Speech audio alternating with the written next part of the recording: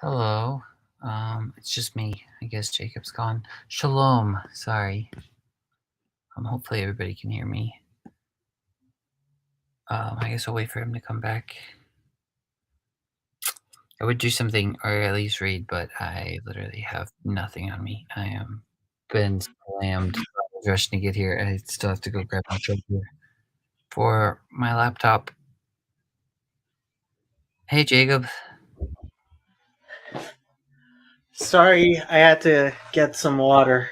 No, that's totally fine. I actually have to get up for a minute too because I was like slammed trying to get here, and I have to first. I gotta pee really bad, and I gotta get my charger and my Bible. So then I'll be right Go. back if that's okay. Okay. All right. Yes, that is okay. All right. I'll be right back.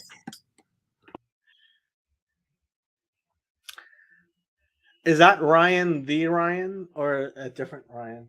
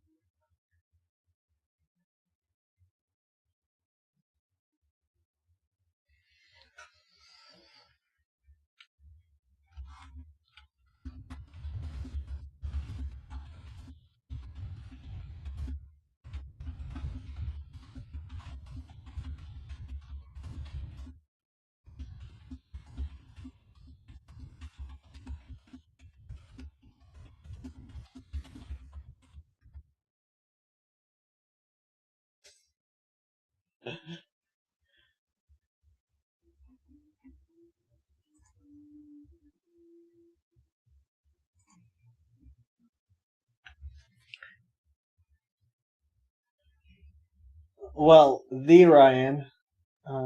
Look forward to seeing that channel, especially in Korean. You speak Korean, don't you? Oh wow, a Noahide channel in Korean. Ooh, that would be something.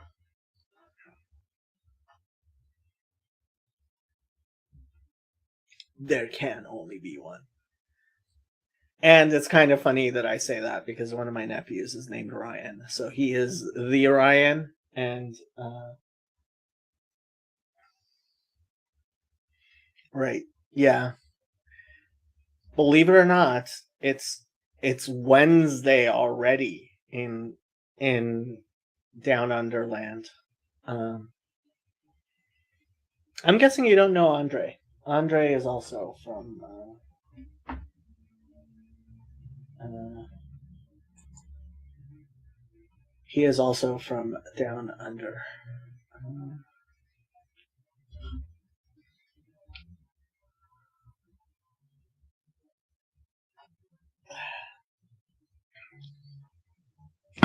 That's actually another thing. So halacha has an international dateline, which is pretty shocking when you think of it. And Australia, I believe, is, according to almost everybody on the other side of the international dateline from Israel. Um,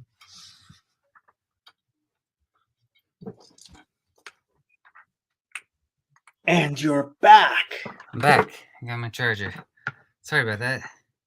It's quite all right. I had like a 3 hour discussion with Ryan before you got here. Is that the Ryan in the chat right now? Yeah. He should hop on here. What was it about? He should hop on here. Well, we spoke for like 3 hours, so he's probably like all talked out. But it was a really interesting discussion we had. Are you pretty tapped out too, or? Uh, well, I didn't expect it to take the full 2 hours and 45 minutes that I had allotted for possible talk. But it was a really interesting discussion we had on because Ryan is a Noahide. Oh, I saw that notification on your channel. I wanted to watch that. Yeah, so I completely destroyed him with facts and logic. Oh man, I can't believe I missed it. I wish I would have caught that live. Yeah. Yeah, he should hop on here for sure. That'd be cool to get his I'm trying to take on certain convince him. things. I'm trying to convince him to start a YouTube channel. Oh yeah, that'd be good. That'd be good. Yeah. Cool. Well, I can pray or you can pray before you start, or You know what? I should probably say prayers once in a while. God forgive me. Okay. Eloheinu Eloheinu, our God and the God of our fathers. Bless us with your light. Bless us with your kindness, and help us to put aside our biases and ourselves and our wants and desires and all our foolishness, so that we may be in awe of you and your oneness and your light and your Torah and your ways, and empty us of all that gets in the way and fill us with you yourself, your will, your light, and your way. Amen. amen. That's a good prayer.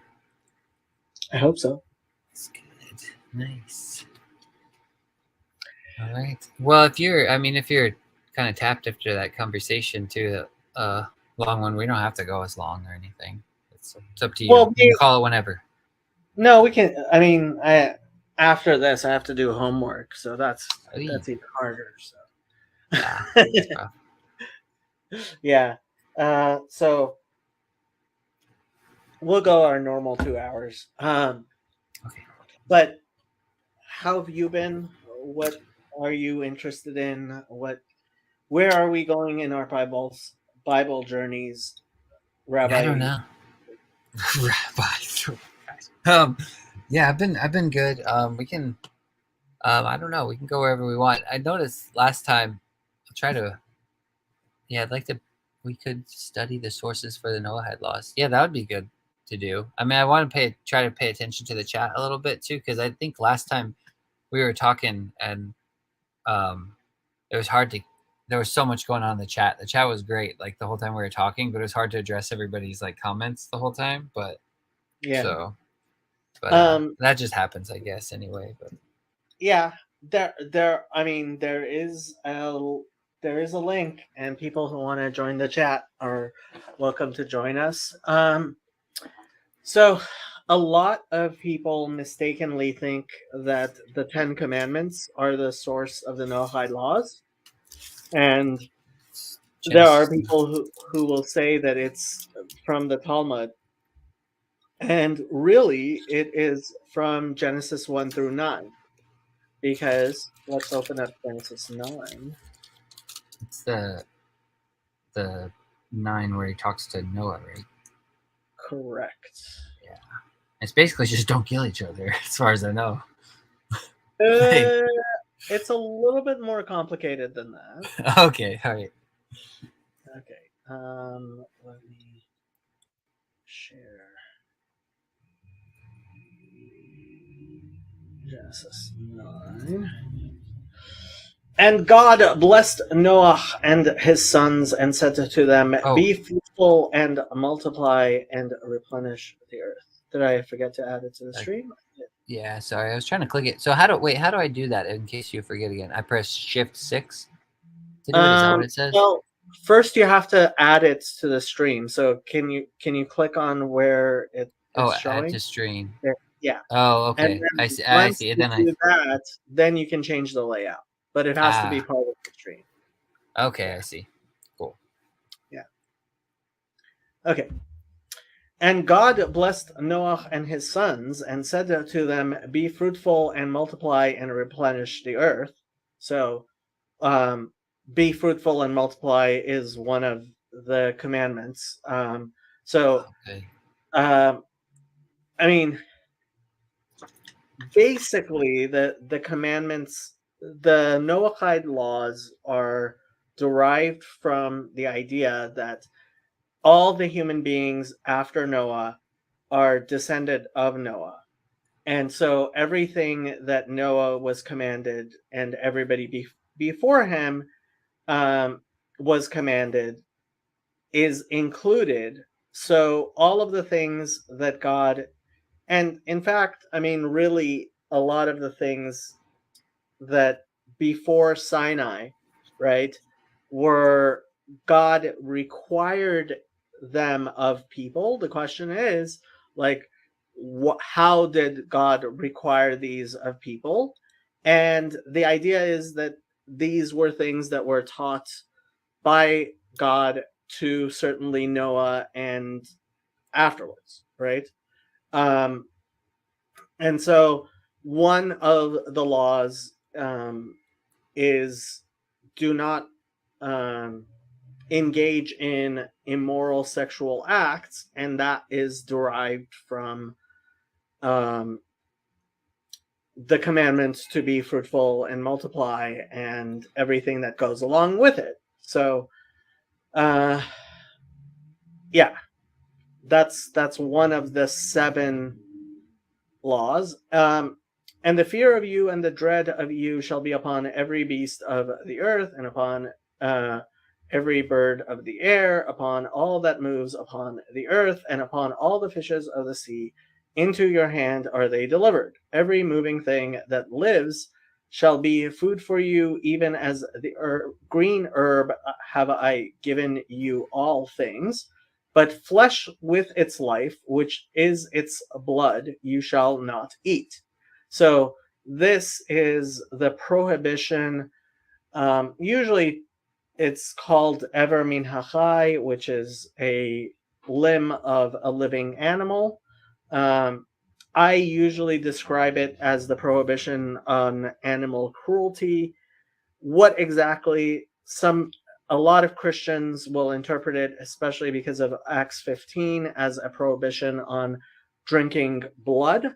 And Eastern Orthodox, so for example, the Eastern Orthodox will not eat blood pudding, black pudding, that blood sausages, that type of stuff. Um, so that is Ever Minachai, and surely your blood of your lives will I require. At the hand of every beast will I require it, and at the hand of man, at the hand of every man's brother will I require the life of man. Whoso sheds man's blood, by man shall his blood be shed. For in the image of God made he man. So this includes the prohibition on murder, and what is the one mitzvah that is probably the strangest of the 7 Noahide laws, which is to establish courts of justice. Um, so, uh, so far we have no murder, no animal cruelty, establishing courts of justice, no sexual immorality, um, and the 3 others are no stealing, um, not cursing God, and believing in God. And I believe the not cursing and the believing in God are just understood from, just like they're considered just basic things that, like, obviously Genesis is teaching to all human beings.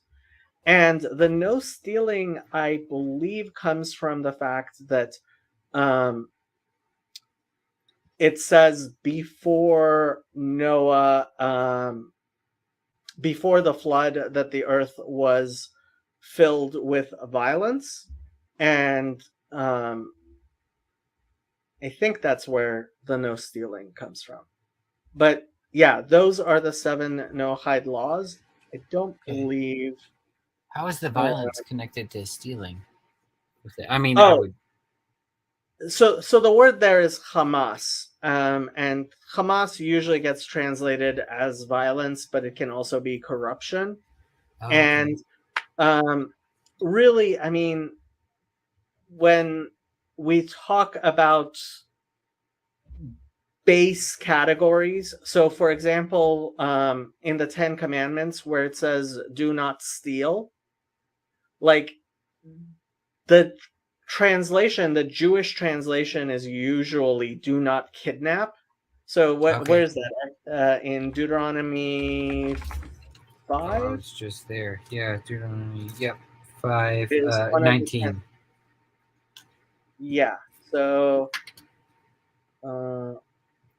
5:19 you said? 5.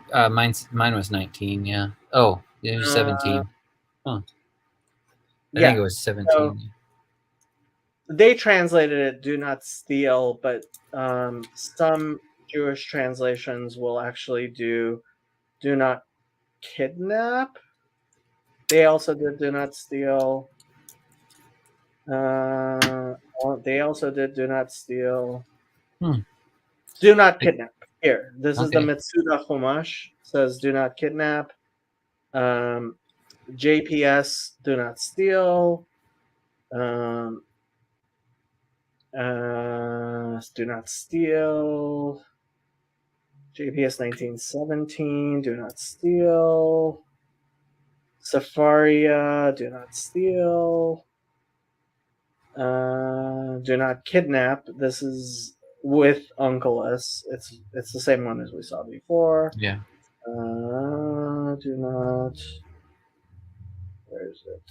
You shall not steal, cheat, embezzle, forge, or deceive.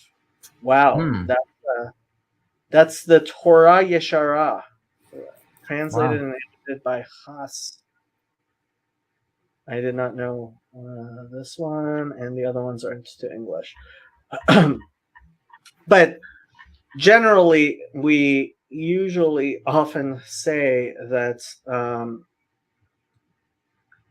like the base categories are the most important things. So for example, while it is prohibited to steal things, as in like take something from someone that isn't like if you're not home, taking something that belongs to you, that's still prohibited by the Torah in a different place. But we wouldn't say that it comes from the Ten Commandments, because the Ten Commandments are for very weighty things. Hmm. And some people would say that it's "do not mug people, do not take things through violence from them." And but generally the rabbinic opinion is that the Ten Commandments one is "do not kidnap," um, because um, kidnapping is also called geneva. Okay. Um, Yeah, that makes sense.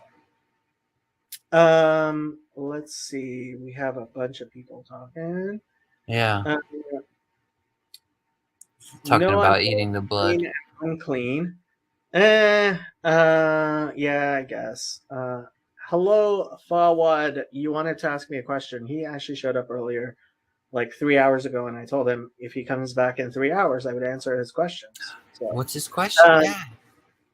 would it have to do with man's labor? You mean as far as stealing? Well, I mean, one of the things we say is derech eretz kadma laTorah, which is there are rules of just being a good human being which come before. So, like, it's not one of the 7 laws of Noah to respect your parents, but that's just being a good person, is being grateful to your parents for all the good that they've done to you, right?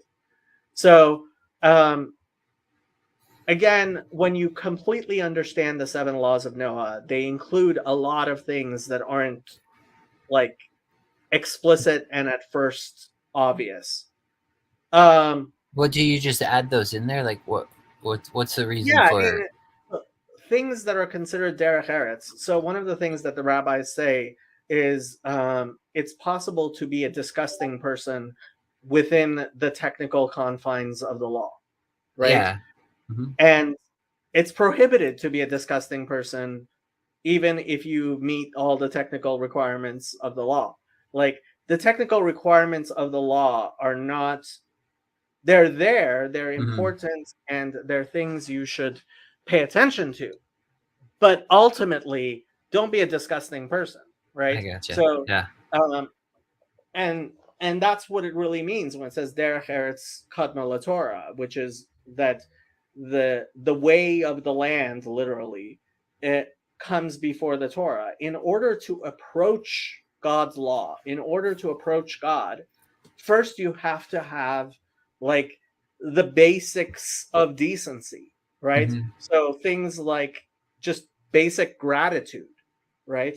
Somebody Mhm. does good things for you, um, you should have gratitude towards that. If somebody, um, you make a promise to somebody that you're going to pay them if they do something, you have to do that, and it's not necessarily, like, it doesn't matter what the laws around that are. Or another one is gadol hashalom, great is peace, right? So that is an important factor that sometimes even overrides the technicalities of the law. You have to start with derech eretz. You have to start with, like, just the basics of being a good, decent person, and then the law, the Torah, is guidance in that and Mhm. helps you further understand that. But first, you have to start with not being a disgusting person.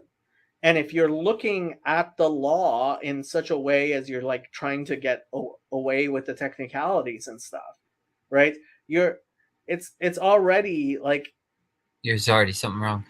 Yeah, yeah, I totally agree. It's just weird because I don't know. I mean, it's not like explicit when it says that. That's kind of just a presumption almost, right?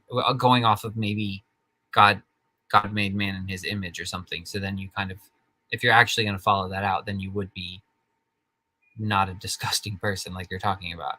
But it's yeah. not like extremely explicit of like, here's the golden rule type thing. So I Look, could the see where golden people might fall into technicalities and being like that and then be, I don't know. Yeah, I mean, when Hillel was asked, "Teach me the Torah on one foot," his answer was, "What is hateful to you, do not do unto others. Hmm. The rest is commentary. Go study." Right? And it's like, well, where is that in the Torah? Right? It's like, Yeah. no, no, no, you don't get it. Like, this is the type of thing that you, as a 3-year-old, need to understand before you approach the Torah. Right? Yeah. Yeah. Yeah, and it's kind of all Ryan, in that. Sorry, go ahead. Yeah, let's hit this question. Ryan says, a bit late, but I understood the prohibition against eating a living animal, like what it is alive, but could be understood more literally to avoid eating blood as well. Yeah, a lot of Christians will include it in not eating blood. There are some Noachides who will buy kosher meat in order to avoid, like, but ultimately, uh, basically, the rabbinic prohibition is against torturing an animal in order to eat it. Um, whether or not this is exactly part of it, the Rebbe did caution people against eating lobster that's been cooked while it's alive. Um, Can you even have lobster though? I thought that wasn't kosher, no, no, right? no. We're talking about Oh, Gentiles. oh, okay, okay, all right. Yeah, That's no, no, no. crazy. We're talking They about ate all sorts of things. the Noahide law, I right? see. Okay. So, Yeah, yeah. like, what is prohibited to Gentiles according to Judaism? What about And oysters? uh, as a Gentile, you can eat any animal. The prohibition is on cruelty, is No, I on can't. yeah, eating it while it is alive. So eating a live animal is definitely prohibited even to Gentiles. So, but oysters are usually, are they alive? I don't think so. I don't remember. I I know hope you. not. I know you can eat them raw, but I don't. I don't know if they're alive. I thought Do they people were. eat I don't know. do I'm not. I'm you not a huge fan of eat oysters. We should Google live this right now. oysters? I know like a lot I know of they're raw, but ew. Yes, oysters are still alive as you eat them. In fact, you are going to eat an oyster raw. It has to be alive, or else it will no longer be safe to eat. Oh my oh god. I man, did all not those know this. oyster eaters are breaking the Noahide laws. They're going to hell, man. I'm just kidding. Oysters aren't real. What is this? Sorry. Oh Um, man. yeah. Don't eat things that are alive, please. That's not good. Hakuna Matata. Although I have to say, oysters might not be considered like this might only apply to mammals. I'm not going to say everybody who ever ate a live oyster is doing something absolutely horrible, but like, just just don't don't be cruel. Like, isn't that like a good thing? Um, okay. Yeah, Eastern Orthodox avoid blood, and if you are bleeding according to the rigorist tradition, you should not take a Eucharist. There are likewise purity standards for women in this same tradition. Okay, did not know that. I watched a video in Chabad, I think today. The rabbi went through the many variations of stealing, including cheating, borrowing something you can't ask to borrow, kidnapping as stealing a person. Yeah, so. Yes, as far as stealing, it is a given to man after the fall in Genesis. Agreed. Okay. Um, Fascinating. I see why you dislike Dr. Michael Brown now. There is still a call to humanity or being able to approach and be thankful despite throwing out 613 this and that. Not sure how that relates to Dr. Michael Brown, but okay. Not sure either. I'll let them finish so I can ask my question. Okay. I appreciate Jason's Lion King reference. What was your Lion King? I said when we were talking about oysters, I said Hakuna Matata. So I Oh. think that leads into this next question. Actually, the bugs. Are eating bugs kosher? If not, the elites are going to have a tough agenda campaign. Bugs are not kosher except for certain certain grasshoppers for at least some Jews, but bugs are kosher for Gentiles. Gentiles are allowed to eat bugs, just not live ones, I don't believe. Although that might also be debatable. Honestly, we haven't really Hello? Hey, hello, Nathan. We haven't really hammered out these no hide laws as well as we should. Smash that like button, people. how's it going, Nathan? Nathaniel? Good. How are you two doing? Good. Good. Can y'all hear me? Yeah. We can. Decided to take This a is little your walk first and finally, Hop on This here. is your first time on my channel. Frequent commenter, first time visitor. yeah, it's cool to finally do it. Check it out. I wanted to clarify my comment if I could. Sure. Yeah, so a lot of I've been tuning into Dr. Michael Brown before I converted to Eastern Orthodoxy from non-denominational Protestantism for like years now. And a lot of it is like pretty misrepresentative of Judaism from what I'm learning from you and from the conversation you guys have been having. So you make it seem like, well, if there's any disagreement, system's out. And if there's any breaking, because he's citing a very surprisingly more legalistic definition of Christ's commandments to, or St. Paul's, to follow all of the law, because if you break one, you break all of it. So it's like, okay, then now you're damned and you need to get out of that mess. But from what you're saying, there's actually this requirement for a sense of virtue to show some decency, like things that are common virtues that don't come off in his presentation of the rabbinic tradition. So, yeah. So, Dr. Michael Brown, as a teenager, was involved in what he describes as a very sinful life. He was raised as kind of like a secular Reform Jew or something like that.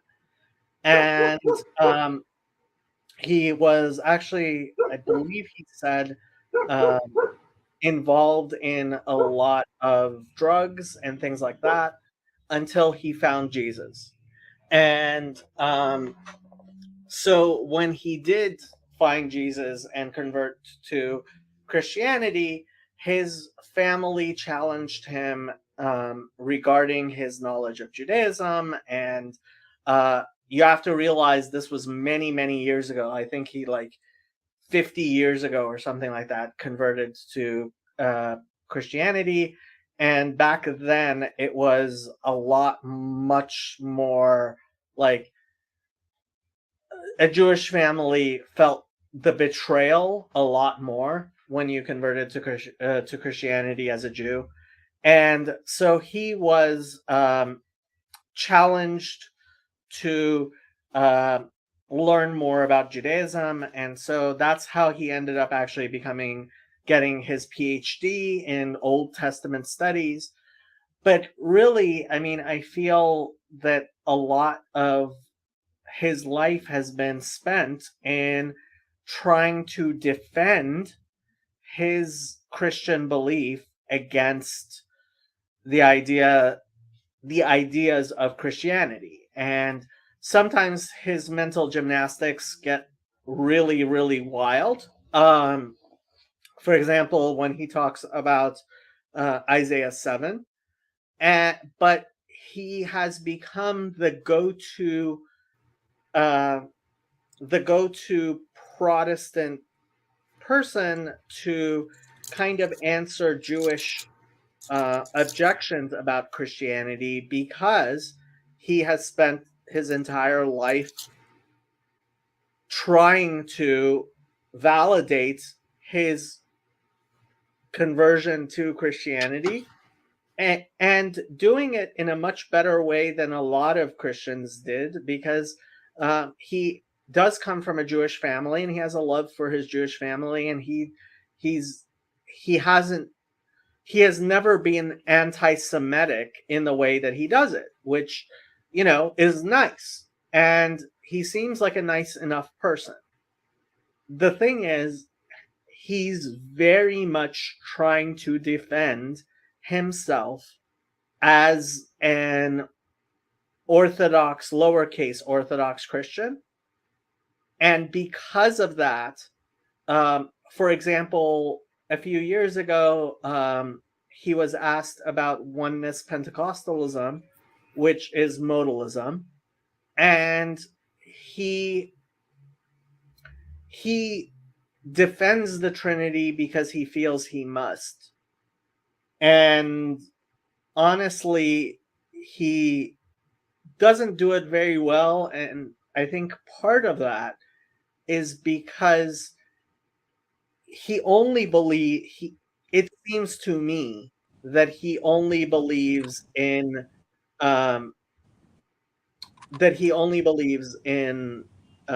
Heritage, the Trinity, because Christianity requires it of him, and he's been in the Christian community for so long. But ultimately, the reason he believes in Christianity is because he had a very powerful Jesus encounter as a teenager, which I'm glad he had. And it's been a blessing in his life, which I'm glad he had. but ultimately, I'm not a huge fan of a lot of the things that he says. And in one instance, there was a debate he had with a rabbi in Atlanta where the rabbi was hammering on what is the actual Jewish objection to Christianity, which is the idea that the law has been done away with, that eating pork is just fine. And for the purposes of the debate, Michael Brown was like, if you don't want to eat pork, don't eat pork. That's fine. Nobody's telling you to eat pork. And then I have video of him telling people that if they don't eat pork, then they're sinful and they're right because they're like the whole works righteousness thing, right? And because he's willing to defend Christianity, including, well, he's a Pauline Christian. And I understand a lot of people don't like how I describe Pauline Christianity, but like a lot of Christians believe in Pauline Christianity the way I describe Pauline Christianity, which includes in Acts 21, a lot of Christians believe that really Paul was teaching Jews not to circumcise their children. And when James confronted Paul went off, was wrong, was not being completely honest or correct in not telling James, well, of course, Jews shouldn't circumcise their children. And like how you square Acts 21 is a huge deal. So yeah, I spent a lot of time talking. No worries. I couldn't agree more on kind of just the ins and outs of what I've seen from Dr. Michael Brown. He releases a lot of books. He's got his hands in a lot of places. You know, it's his channel and what he does.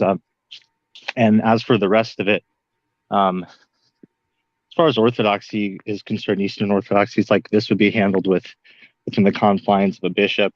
They determine that, say, a bunch of Jews, as far as I know, joined, like there would be some sort of mediation between what they would do. And you see this continued in the Ethiopic tradition. They have a whole different set of traditions that they've kept when they split from us. So I find just like the way that these traditions are handled, or your use of Pauline Christianity, for example, is like people can recognize it.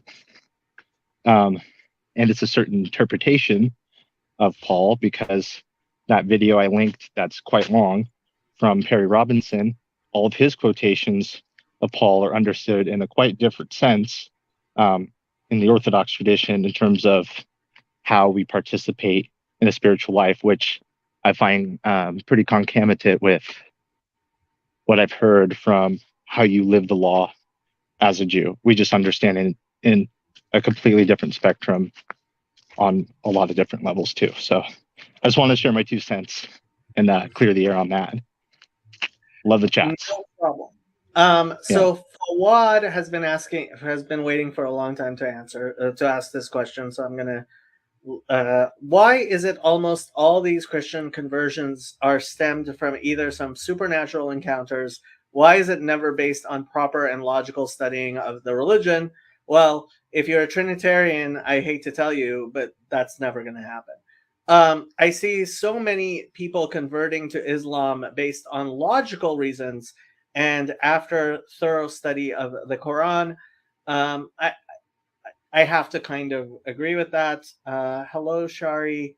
Acceptance of the Trinity leads from an acceptance of Jesus. It's a pretty natural progression. I don't think so. Paul took the Nazirite vow in Acts 21. Yes. So my question is almost around the same issue, bro. So my question is regarding Ezekiel 18 that talks about repentance and personal responsibility for our actions. So this goes against Christian understanding of sacrificial system. Penal substitutionary atonement is actually, while I certainly believed that it was what most Christians believe, it's actually not what most Christians do not belong to a most Christians do not belong to a denomination which believes in penal substitutionary atonement. Penal substitutionary atonement is something that comes from the Reformation and is mostly within Protestants. There are other ideas of atonement, and I'm going to be talking to Father Stephen DeYoung about this particularly because he wants to talk about it, and because the Eastern Orthodox and frankly the Catholic understanding of it is different. I still think it doesn't work, but what generally is understood as penal substitutionary atonement is just a Protestant thing, which I was very surprised about. And frankly, I think even a lot of Catholics would be very surprised about. And honestly, I have to say, Eastern Orthodoxy in the United States is not exactly Eastern Orthodoxy as it exists in Eastern Orthodox countries like Russia. And frankly, I think a lot of, if you ended up talking to people in the pews in Russia or in another Eastern Orthodox country, you will find that they do not understand Eastern Orthodoxy the same way that American Eastern Orthodox do. So do Orthodox and Catholics, when you're trying to talk to Father Stephen, would he say that they do affirm penal substitution just in a different way? No. They Okay. believe in substitutionary atonement. They don't believe in penal substitutionary atonement. So what's the difference exactly? One is just So penal substitutionary atonement is the idea that there are punishments God would give us, which Jesus is undertaking on our behalf. Okay. So that is something that the Vatican basically says they don't declare it an official heresy because it is too incoherent to be an official heresy. And a lot of the Eastern Orthodox will just straight out disagree with. The idea that Jesus provides some form of atonement is... So the 10 martyrs in Judaism perform, like, their deaths were in some manner atonement for the world in some manner, right? What exactly that means is what we're going to be talking about. Yeah. It is not penal substitutionary atonement, and but is it substitutionary atonement? You could make that argument. I mean, we read through the 10 martyrs, right? Yeah. That they are suffering because of the sins of the world. Yeah. Now, yeah, go ahead. Oh no, I was just gonna say it's like that psalm that says, or is it Psalm? It's either in Psalms or Isaiah where it says we are all like sheep led to the slaughter. Like for your sake, we are killed all day long. Something like that, right? I'm not sure. We are counted as talking about. That's Isaiah 53:6. Oh, nice. Isaiah 53 has the sheep to the slaughter, but that's there's another one. Let's see. For your sakes, we are killed all day long. We are counted as sheep to the slaughter. I'll just Google it real quick. Yeah, it's in Isaiah in 40 to 55 somewhere, I think. Let's see. Psalm 44:22. What did you say? Psalm This says Psalm 44:22. Psalm 44. 44. I thought that's kind of the idea. I mean, I get what you're saying. They're suffering on behalf of the sins of someone else, basically, and offering up their life as a sacrifice in a way. I mean, that's kind of what martyrdom is. Ki alecha horagnu kol hayom nechshavnu ketzon tivcha. It is for your sake that we are slain all day long, that we are regarded as sheep to be slaughtered. Yes, I had not. Maybe it's taken out of context there. I don't know. Maybe I was quoting it out of context. Might not be.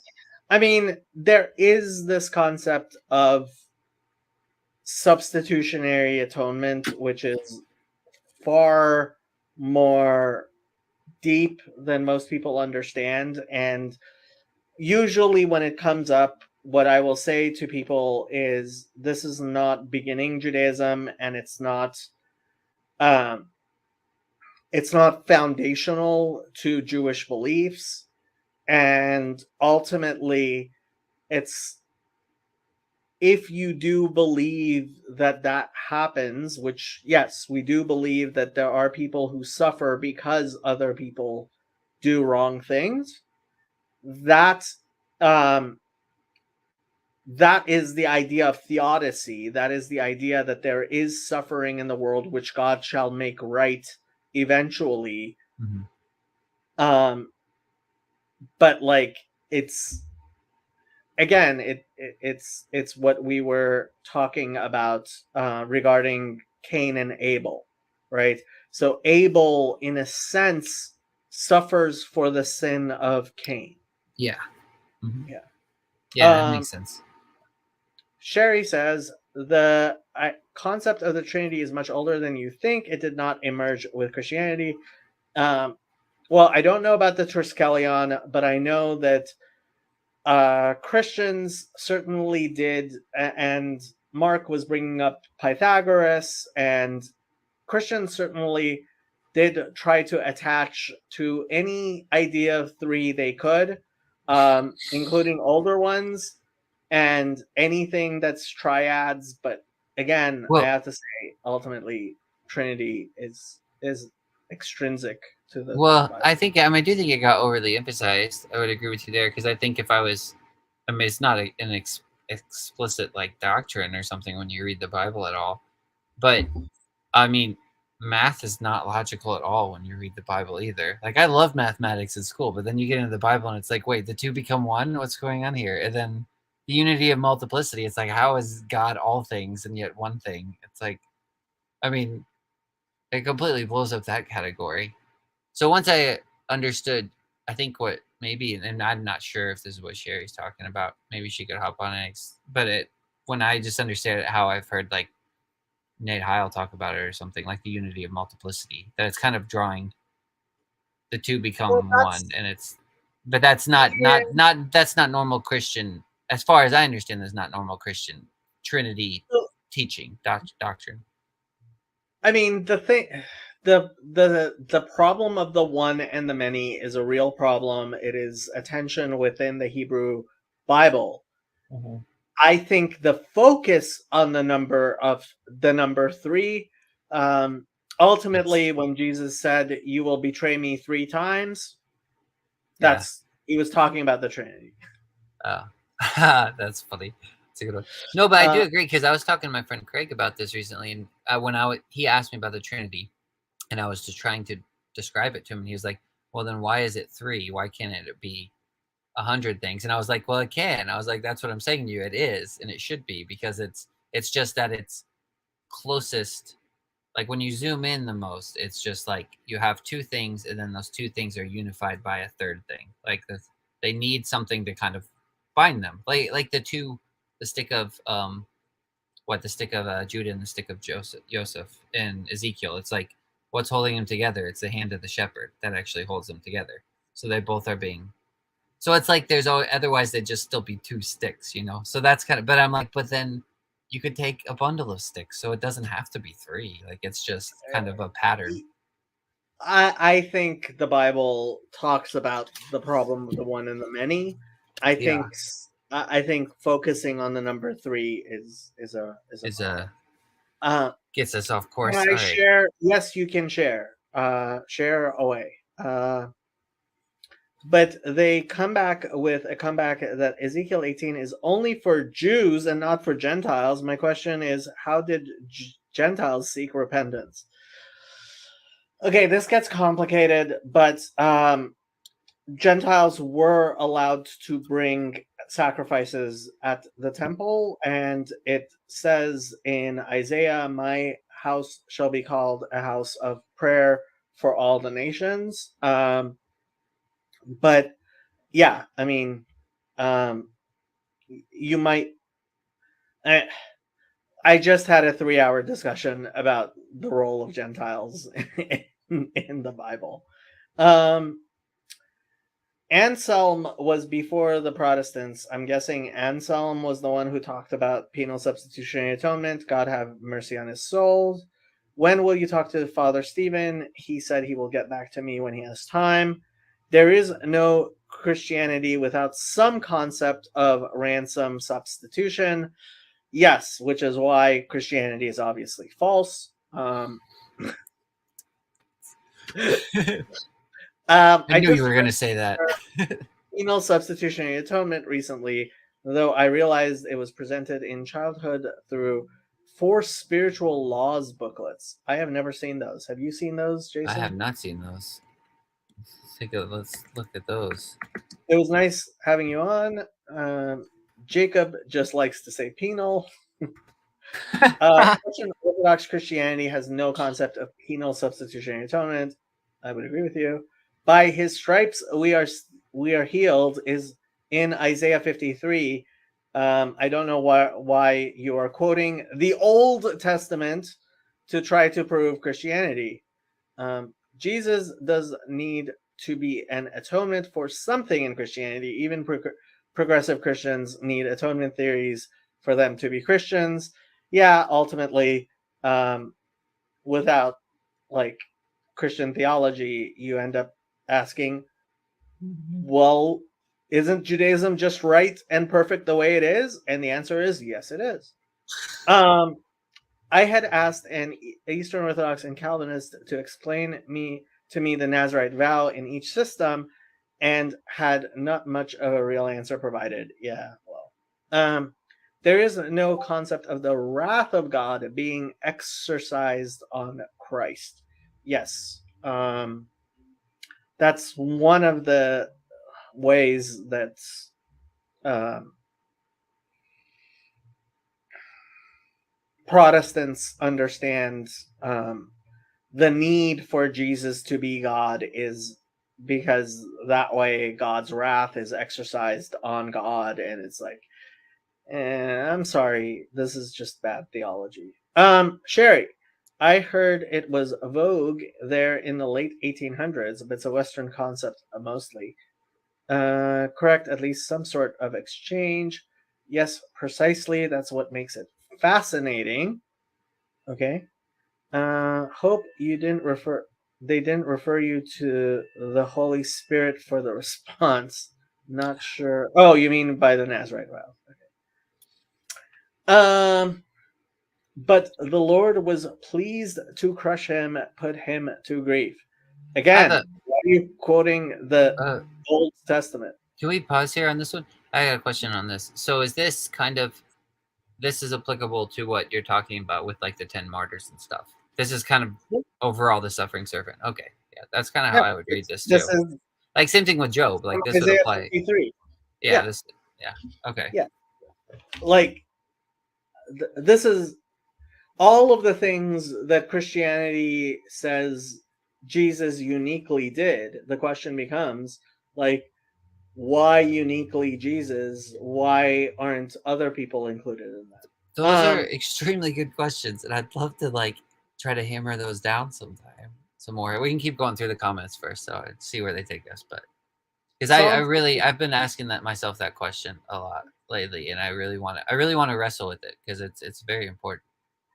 But Psalm 44 is Livnei Korach, yes. Not sure why that matters.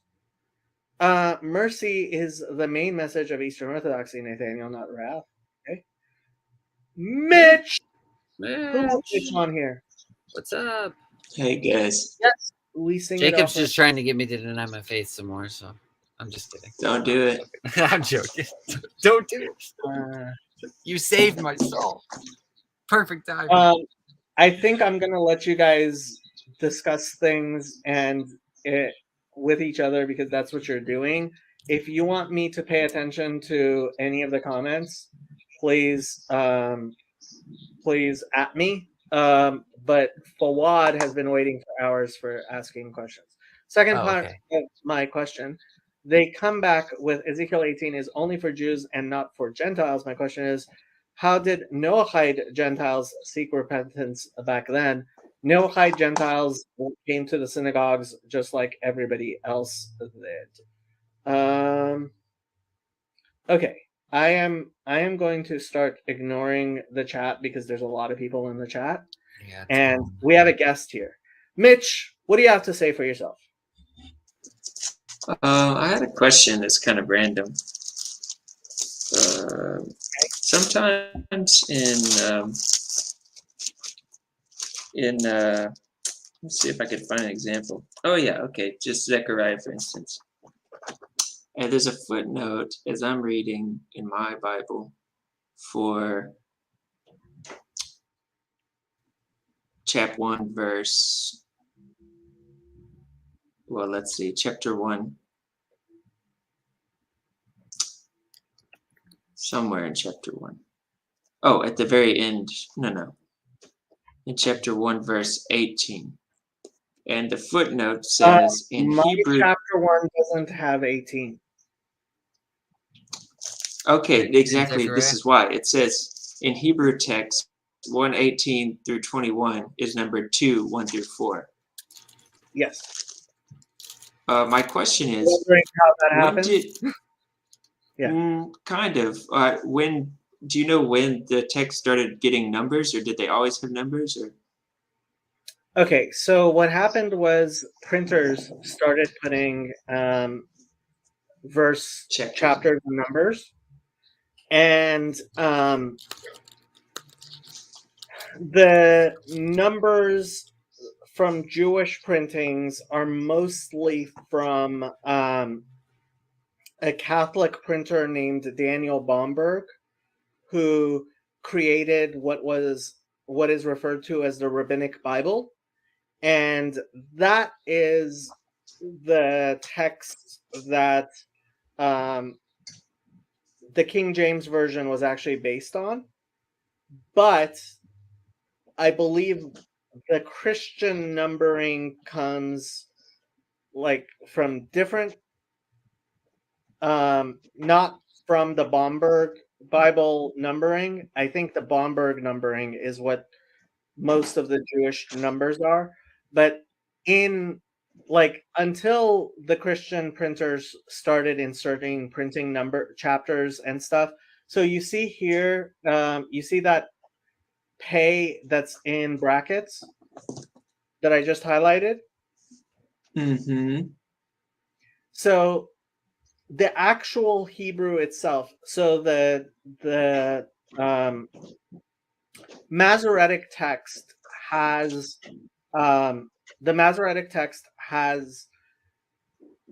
cantillations, and one of the cantillations is the end of a pasuk, the end of a verse. So when you read a verse, and I don't know the cantillations, right? You sing it however you sing it. So the Masoretes included ends of verses, and some of the cantillations, like those two dots over that lamed, not that you know what a lamed is or what, but the two dots over on top there, that is kind of like a comma. So there are cantillation marks, and the Masoretes came up with cantillation marks to help people remember how to chant the verses. And that's because originally Hebrew did not have even vowel markers. So here, this, you see it says vocalization, and all the way to the left, it has an aleph with a cantillation mark and a vocalization mark. The middle one is only with the vocalization mark, and the one on the right is without cantillation or vocalization. So what you see on the left here is how scribes would actually write the Hebrew. It doesn't have vowels and it doesn't have cantillation marks. It only has the consonants. Okay. And this here, there are two types of breaks in the scroll. There's an open break and there's a closed break. Open breaks go all the way to the margins, and closed breaks are kind of like indentations. And scribes did maintain open and closed breaks in the scroll.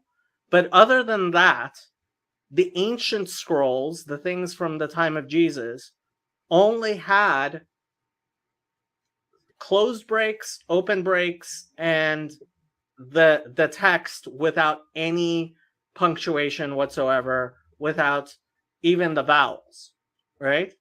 And then the Masoretes, about 1400 years ago, came up first with the vocalization marks, which, I mean, they're useful, but I can still read the text okay without the vowels, because you can guess the vowels. In a Semitic language, you don't actually need to write the vowels. Well, they have that experiment in English too, where you can remove all the vowels from the words and you can still totally read it. To that point, Mitch, my niece Ava wrote a letter for my dad on the fridge, and it doesn't have any vowels. It's amazing. Interesting. It's like SM, TM, like, and then it's convertible without. It's like you're not any capable vowels. of speaking without vowels, so you know, if you're just trying to string the consonants together, it's bound to happen. And I believe like 900 years ago, they came up with the cantillation marks. But yeah, so was that controversial? I mean, there were several different ways of making vocalizations. I think there's only one system of cantillations, although different people read it differently. So, and certainly rabbis sometimes disagree. There are places where there are disagreements about what is the correct vocalization or cantillation of a place. But yeah, I mean, it's not very controversial, because ultimately, like, the scrolls themselves, a Torah scroll does not have any cantillations or vocalization marks. And when you read it so the person who reads at the Torah itself does not have cantillations and vocalization. It's like for lay people, essentially. Yeah, mostly, yeah. I mean, I never could learn the cantillations because I can't learn music, which has always made my life difficult. But because a lot of people expect me to know the cantillations, I know the vocalizations. I mean, I can read things pretty well without, because once you know the words and you know the meaning, it's not so hard. But and then the verses are somewhat based on where the cantillation tells you a verse ends. So these two dots, which is basically the Jewish equivalent of the Hebrew equivalent of a period, like that most of the verses usually I think I've seen a few places where like the verses are sometimes even in the middle of a pasuk of a portion, but pretty much it's always one pasuk, one verse.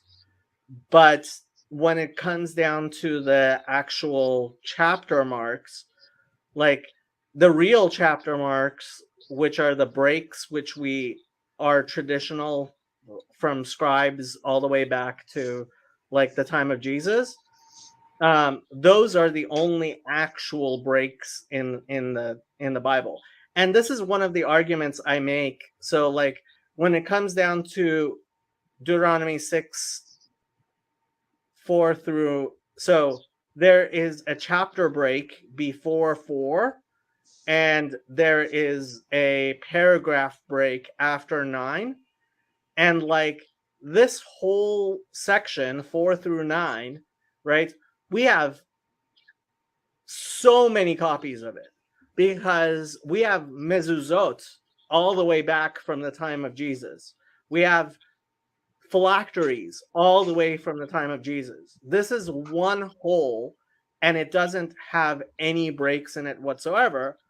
Now, Mark, when Jesus quotes the greatest commandment, Mark actually has him say the Shema, but the other synoptics skip the Shema and go straight to you are to love the Lord your God, right? And there have been Christians who have argued with me that like, yeah, Jesus wasn't including the Shema, and it's like, no, you don't get it. This during the time of Jesus, Deuteronomy 6:4 through 9 was one whole. Everybody believed it was one whole. It's like we have mezuzot from back then. So yeah, Just to, the paragraph breaks go back to the time of Jesus. okay. There may have been discrepancies between various scribes where they put the paragraph and the chapter breaks, but those do go back. But the paragraph breaks precede the chapter and verse breaks. No, okay. Or are they the same thing? Let me show you an actual scroll so you understand the breaks.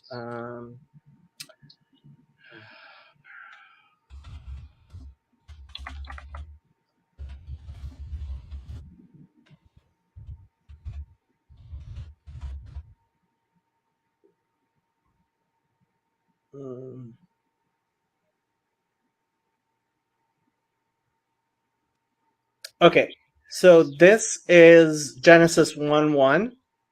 On the right, it has vocalizations and cantillations. On the left, it has what the actual scroll looks like. Okay? Mhm. So you'll see here there is an open break, and it's an open break because it goes all the way to the margins, right?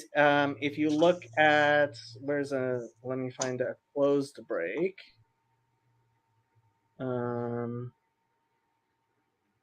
That's an open break. I don't see a closed break. There's a closed break. Okay, verse 16. You see there's a closed break. It doesn't go to the margin. Okay? So open and closed breaks in the scroll themselves, and a closed break is considered like a chapter, like a paragraph marker, and an open break is considered like a chapter marker. Okay? But you saw that in Genesis 1, so there's an open break after verse 5. There's an open break after verse 8. There's an open break after verse 13. There's an open break after verse 19. So like the open and the closed breaks are in the actual scrolls themselves. And while I can't tell you that the open and the closed breaks that we retain today in the Masoretic text were universal during the time of Jesus, they did exist during the time of Jesus. So they would predate the King James much. By 1500 By a years. lot. Yeah, it's. I wonder why they, in later printings, decided to make those chapter and verse changes. Well, I think Christians ultimately ended up using them. I think I'm not sure, but I think they were used for other texts than the Bible as well. So the Which is- book is a Christian invention. Christians came up with codices, the idea of a book, as opposed to scrolls, right? And I think having chapters and verse numbers may have been, I don't know, but I think it may have come from Greek and Latin poetry. So do you think when it says in Hebrew text it was this, it was saying it's referring to those closed breaks? Oh, no. When your Bible says in Hebrew texts it's numbered in a different way, it's Mhm. just telling you so that if you look in it, for example, on Sepharia, the numbering is going to be different in a Jewish Bible than it will be. So if you own a Tanakh like mine, the numbering is going to be different than your Bible. And the reason is The reason is that traditionally, right, the Jewish numbering came from the Rabbinic Bible, which is where the King James came from. But I think the King James numbering isn't based on the numbering. It may be based on the numbering of the Vulgate. I know that the numbering in here is ultimately from the Rabbinic Bible that Daniel Bomberg first made. And so he hired a bunch of rabbis and he printed the first edition of what's called the Rabbinic Bible and the Talmud. And we asked them retained to his numbering. What? and ask them to put in chapters and verses. Yeah. And then so we just don't really know then in this case. Why it's different? Well, usually the difference is it is in fact theological. So, for example, Deuteronomy 12. Here's the kicker. If that's the case, it'll be interesting when I note that in the future to try to imagine what the theological difference could possibly be by breaking where they break. But it sounds like you're about to give an example. Yeah, I am.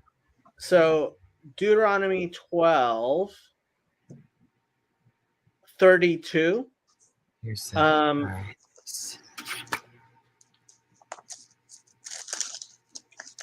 So, no, sorry, 12. Yeah, for me, no, never mind. Yeah, 12:32, right? I have that intact. Yeah, you have 12:32. There is no 12:32 in a Jewish Bible. I see. It's 13:1. Okay? Because Deuteronomy 13 is where what a lot of Jewish anti-missionaries call the big guns. That's what, Because it's talking about false prophets. And so when somebody is absolutely convinced that the Bible had to be talking about Jesus, they'll go, yeah, Deuteronomy 13.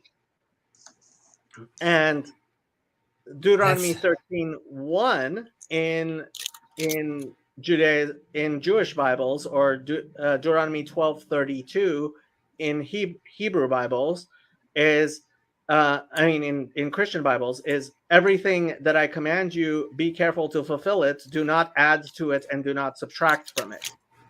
And then it goes into the false prophet. So the sign of the false prophet is the signs and wonders. It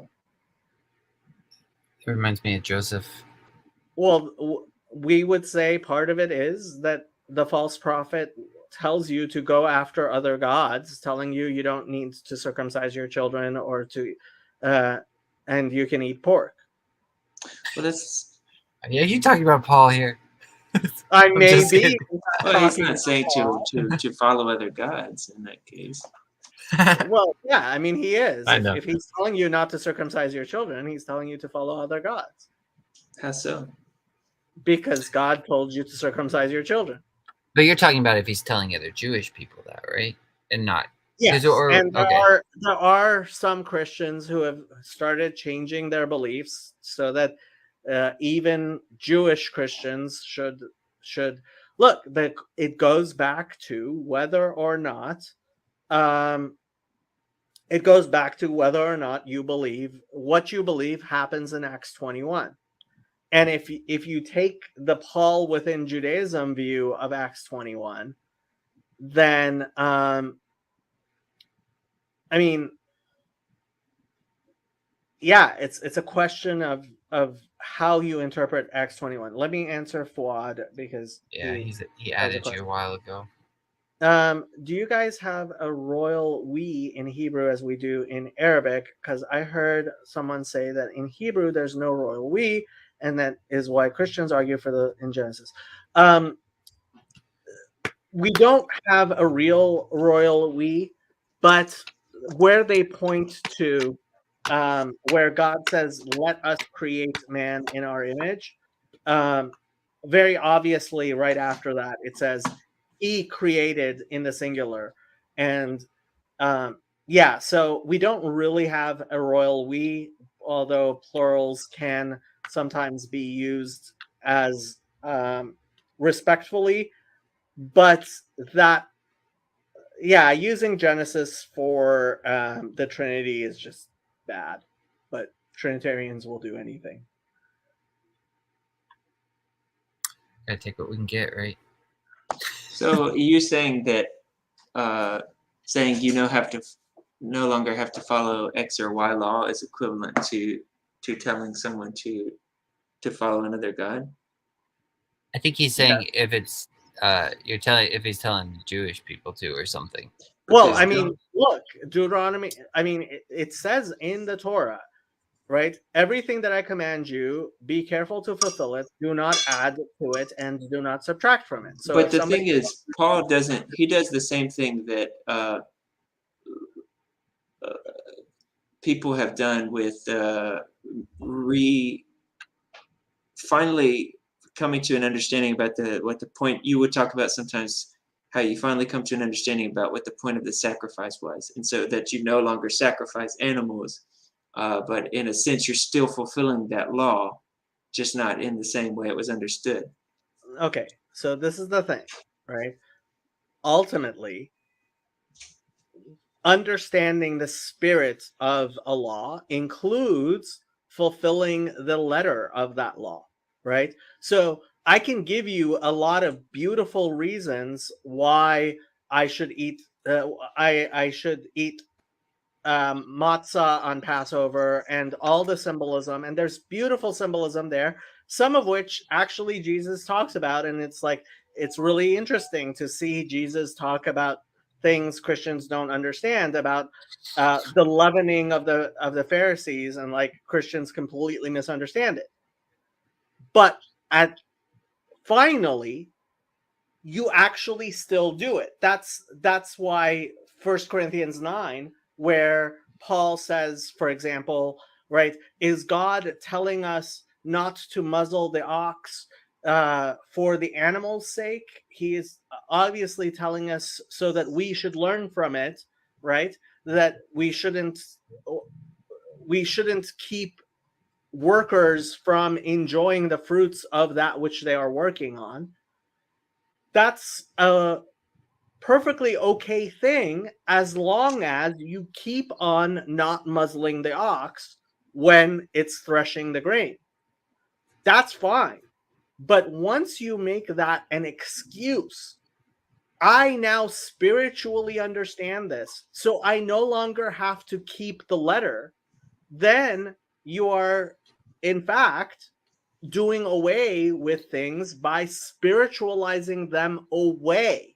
That's why I'm still stuck on the change in not offering actual animals. animal sacrifices anymore. No. Why not? The reason we don't offer animal sacrifices is because the temple was destroyed. If the temple were here, we would offer animal sacrifices, even though we understand. The reason the temple is not here is because people misunderstand, and that's what Isaiah is explaining. Isaiah says, "Why are you trampling my courts?" Right? God destroys his temple because people were bringing the sacrifices for the wrong reason. And that's why God says, "Why are you trampling my courts? Who asked this of you?" Right? So we are prevented. We don't have the temple. We don't have the opportunity to bring the sacrifices, which we would, right? Because we would do them incorrectly, and in doing them incorrectly, in having the wrong intention, right, we would be trampling God's courts. So having, and this is what makes me really worried about the Christians who believe in penal substitutionary atonement, right? They have a view of Jesus' atonement which is precisely the type of view of the animal sacrifices, which Ezekiel and Isaiah and Hosea and all the other prophets say this is why God destroyed his temple. Because you are bringing them for the wrong reason. God doesn't want, and Isaiah. I'm glad you expressed that. That was really good. That was really good. Could that happen with tracking with something like circumcision as well? Being circumcised for the wrong reasons, you know? Well, so there are, you know, so if there was something that was preventing us, certainly you shouldn't get circumcised for the wrong reasons. But what the rabbis have always said is, Lo'olam Adam Yasek B'Torah Mitzvot Shelo Lishma Shemitoch Lo Lishma Ba Lishma, that a person should always busy himself with the Torah and God's commandments for the wrong reasons, because from the wrong reasons he will eventually come to the right reasons. Now, that's only the case if you are actually able to do it. But since the temple has been destroyed, we can't do it. But like Isaiah 66, right? This is, you know, thus said the Lord, the heaven is my throne and the earth is my footstool. Where could you build a house for me? What place could serve as my abode? All this was made by my hand, and thus it all came into being, declares the Lord. Yet to such a one I look, to the poor and brokenhearted, who is concerned about my word. As for those who slaughter oxen and slay humans, who sacrifice sheep and immolate dogs, who present an oblation, the blood of swine, right? So when you slaughter oxen and, God forbid, an animal, right? It's like immolating dogs, right? These are not things God wants. God, when you bring the wrong sacrifices, when you bring a foreign fire, right? Which Christians talk about almost as much as Jews do, right? You are doing something wrong that is a problem. Hello, Wesley. Why would you continue to? Hey, Wesley, why would you continue to sacrifice animals if the temple was around today? If it was the case that the Lord was not pleased with them? The Lord, well, if the temple was around, right, then hopefully God would be pleased with them. you should certainly do it for the right reason. But the explanation that Isaiah and Ezekiel and Isaiah, the entire book of Isaiah is very clearly trying to explain why the temple was destroyed. That's what read chapter 1, read chapter 66. The entire book of Isaiah is about explaining why is the temple destroyed during that interregnum between the first temple and the second temple. We don't have the temple. Why? And Isaiah is explaining because you had the wrong intention when you were bringing, because God doesn't want sacrifices. God wants a contrite heart. He wants you to, like Hosea says, and so rabbinic Judaism, the idea of having synagogues, learning God's Torah, etc., and this was something that was going on during the Second Temple period. And that's why the early Christians, including James, right, they were still bringing sacrifices even to the temple, which was defiled. And like everybody agreed, the temple had been like the priests were not good priests, and the people were not doing what they should have been. And that was part of the idea that there would be a third temple. But you continued to bring the sacrifices when you could, right? Because you still do whatever you can, and hopefully you will do it for the right reasons. But the idea that you should stop doing what the law itself says, because now you understand what it says better, and so you no longer, like, if God didn't want you to actually do, like, not muzzle your ox, he could have just told you whatever you think the spiritualizing. And this was part of the argument with the Hellenized Jews, that like the Aramaic or the Hebrew Jews had, was there were Hellenized Jews who were very convinced that, okay, really the Torah doesn't require us to be circumcised or to not eat pork or not, right? And they came up with, and Philo of Alexandria is a good example of this, came up with like, oh, this is the actual like spiritual understanding, and we can do away with the letter of the law, instead have the spirit of the law. And the Hebrew Jews were like, no, you have to do both. You even if you understand, and oftentimes we don't, but even if you have a very good reason why these commandments were given, you still have to do them.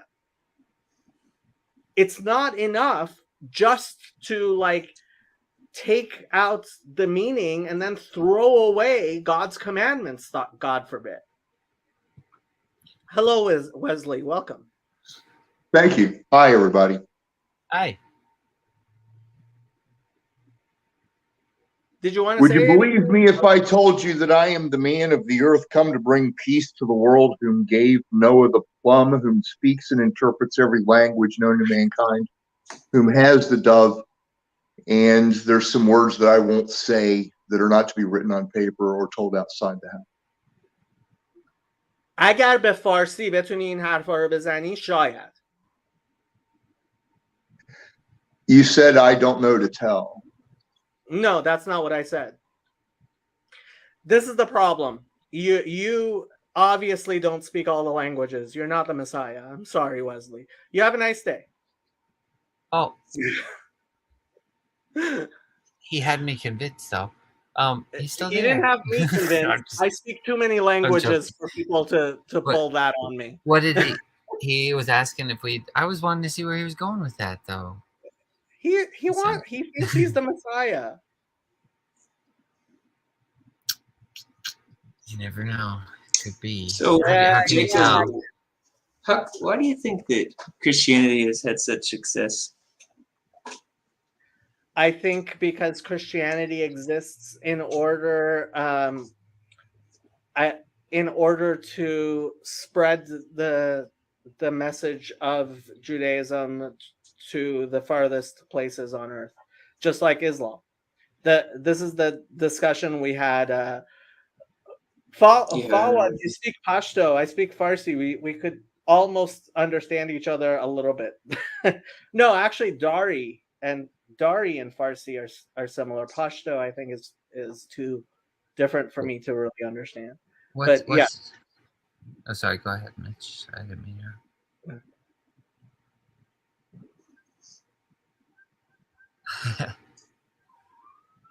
No, I have a question, kind of relating back to what we were talking about. Is there So I heard this a long time ago that the this could be totally false, so I don't even remember where I heard this, but the Jewish people that are trying to really, really follow God the most would not even carry a knife or a weapon or anything like that on the Sabbath, because it was the idea that even if a lion came and attacked them, they would not defend themselves, because there should be, you don't want to kill That anything is at all, not because rabbinic. shalom. Okay. That is not the rabbinic interpretation, and in fact, okay. So like we've had lots of interpretations, and there's always been different interpretations. And Yeah. what Gamliel says in Acts 5 within Judaism is actually a very typical Jewish idea, which is if I have the correct understanding of the Torah, then it is what will survive from generation to generation. And if I have a bad understanding of the Torah, it will not survive from generation to generation.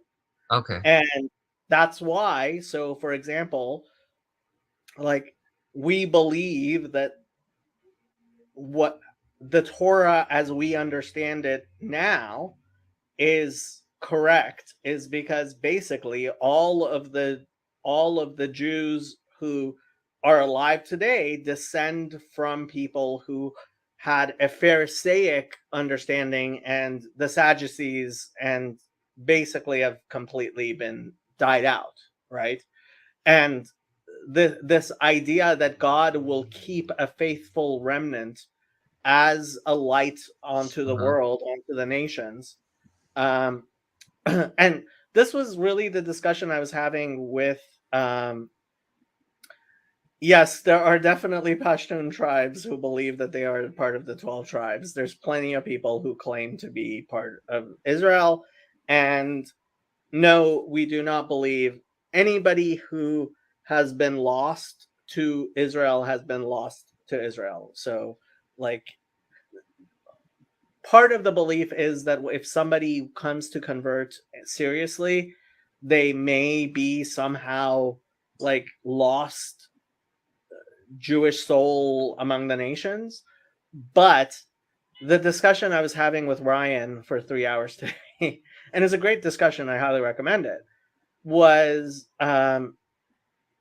this idea that when was this idea that the Torah needed to be distributed throughout the entire world. And because the perfect religion cannot be evangelical, right? You cannot have an eternal commandment to make converts, because eventually, when the Messiah comes, there will no longer be a need for anybody to teach his brother to know God, right? Okay. Yeah. Did, So, yeah. Oh, sorry. Going off that, then, do you think the Christians have maybe had the wrong interpretation on that, where it says "go into the world and preach the gospel"? That it's not, that message might not be a message of conversion, but just rather for like kind of like the prophets or something saying, "Here's the good news, turn back to God," or no? Or do you think that verse actually means what Christians have interpreted? Well, when you look at Jeremiah 31, let me pull up Jeremiah 31. Where's Jeremiah?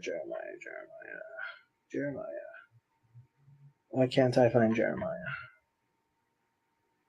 There it is. Jeremiah 31.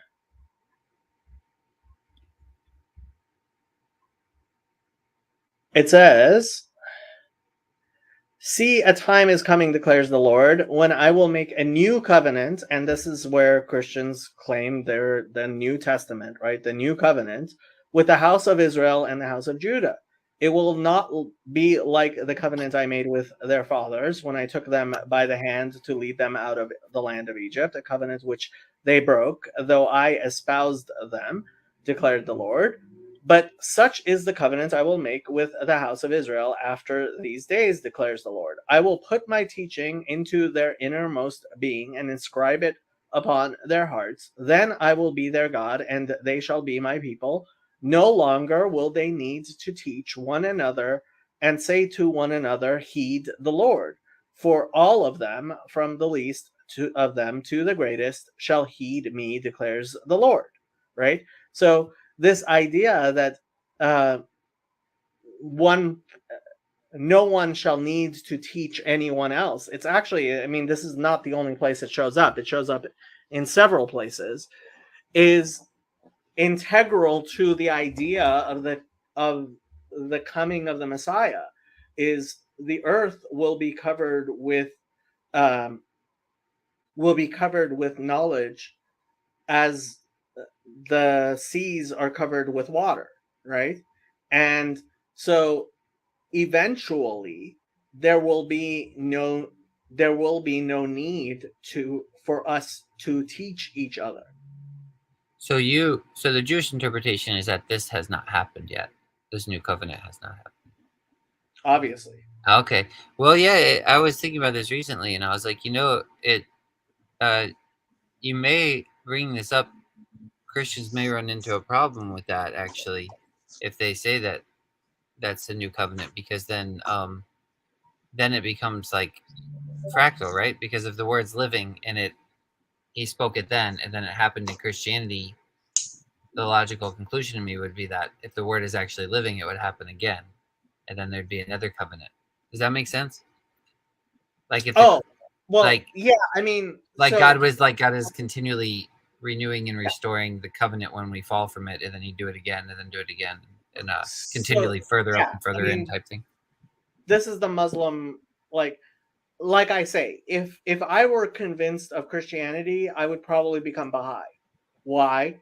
Because, okay, if God needed to redo like the covenant, right, with Jesus, then 600 years later he needed to redo it with Muhammad, and then 1,000 years later he needed to do it with Abdul Baha, right? It's like, if the original isn't good enough, right, why isn't God constantly like, why don't I need the newest version? If I need software upgrades, right? So like, why aren't I getting the latest update? Why aren't I on Windows 11 as opposed to 3.1? Well, could you say that the original's not that it's not good enough, but maybe it's like, it's just for some reason the nature of man is always longing for more, and God is infinite, so it's gonna never necessarily be good enough in that way. Could you argue is that maybe that's the reason why, like, and why I don't know, but it just makes me think of a further up and further in type idea or something like that with this. I don't know, like reciprocal. There is such a concept within Judaism itself. So like the 5 books of Moses says you shall not add or remove, right? Yet we have the prophets and the writings, and then we have the Talmud, and we have like Jewish scholarship has continued. Yeah. And the word new in Hebrew actually is related to the word moon, right? Like you have the moon which renews itself, right, on a monthly basis, right? And so we do have this concept of renewal and rejuvenation, and God constantly and that's the refinement of the world until the coming of the Messiah. And yeah, we do have a progression, right? But the Torah, as it was given on Mount Sinai, is perfect. And what the prophets and the writings teach is they are reiterating, expanding upon, expounding. They're not adding to the Torah, they are describing the Torah, right? And the Torah of Moses at Sinai is the Torah. And but for example, we're sitting here on the computer, right? And the question becomes, how does the Torah apply to the internet, right? And we do believe it does apply to the internet. And that is the process of Talmud. That is like rabbinic understanding. And this is part of the discussion that I'm having with people like Father Stephen, right? Who's like, oh no.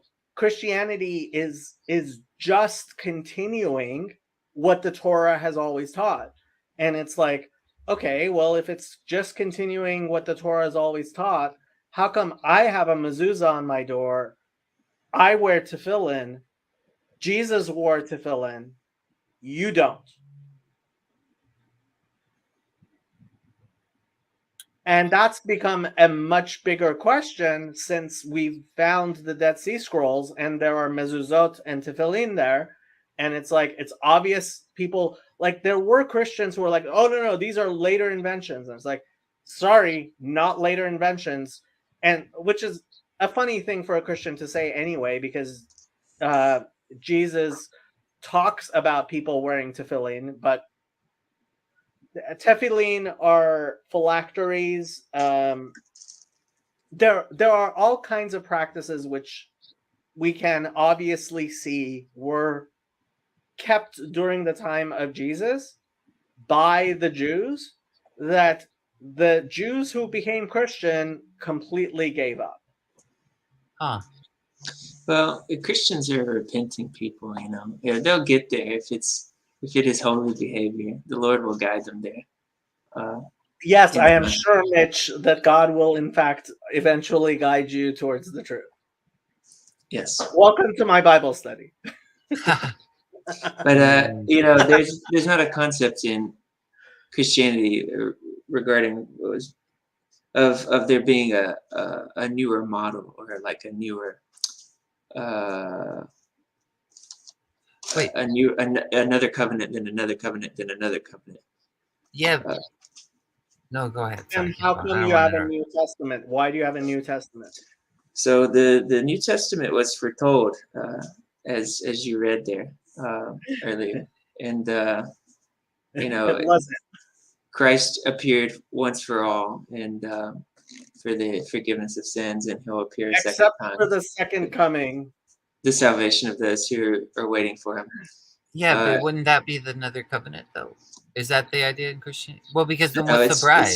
It's still contained in the same covenant. But then why?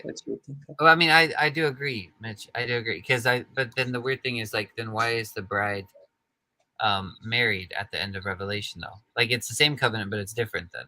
Well, there's this concept in Hebrews describes it kind of well, where you're always getting something like. So something like in 10, it says he was made perfect forever, those who are being made holy. So you have this now and not yet. You also get it in chapter 2, I think, in like 8. He's put everything under his feet, putting everything under them. God left nothing that is not subject to them. Yet at present, we do not see everything made subject to them. So there's kind of this now and not yet sort of understanding. I mean, the second coming is not a Jewish idea. It's a Christian idea. Mm-hmm. And it's like you just told me that there's Jesus came once and for all, but then he's going to come a second time. Mm-hmm. Yeah, he came once and for all to deal with sin, and then he'll come a second time for the salvation of those who are waiting on him. So you don't sin, Mitch? Oh, indeed I do.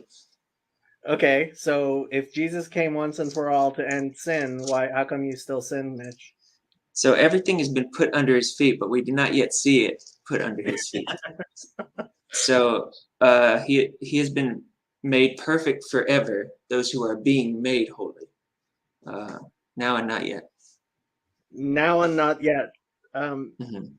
I have to say, like, those two seem contradictory to me.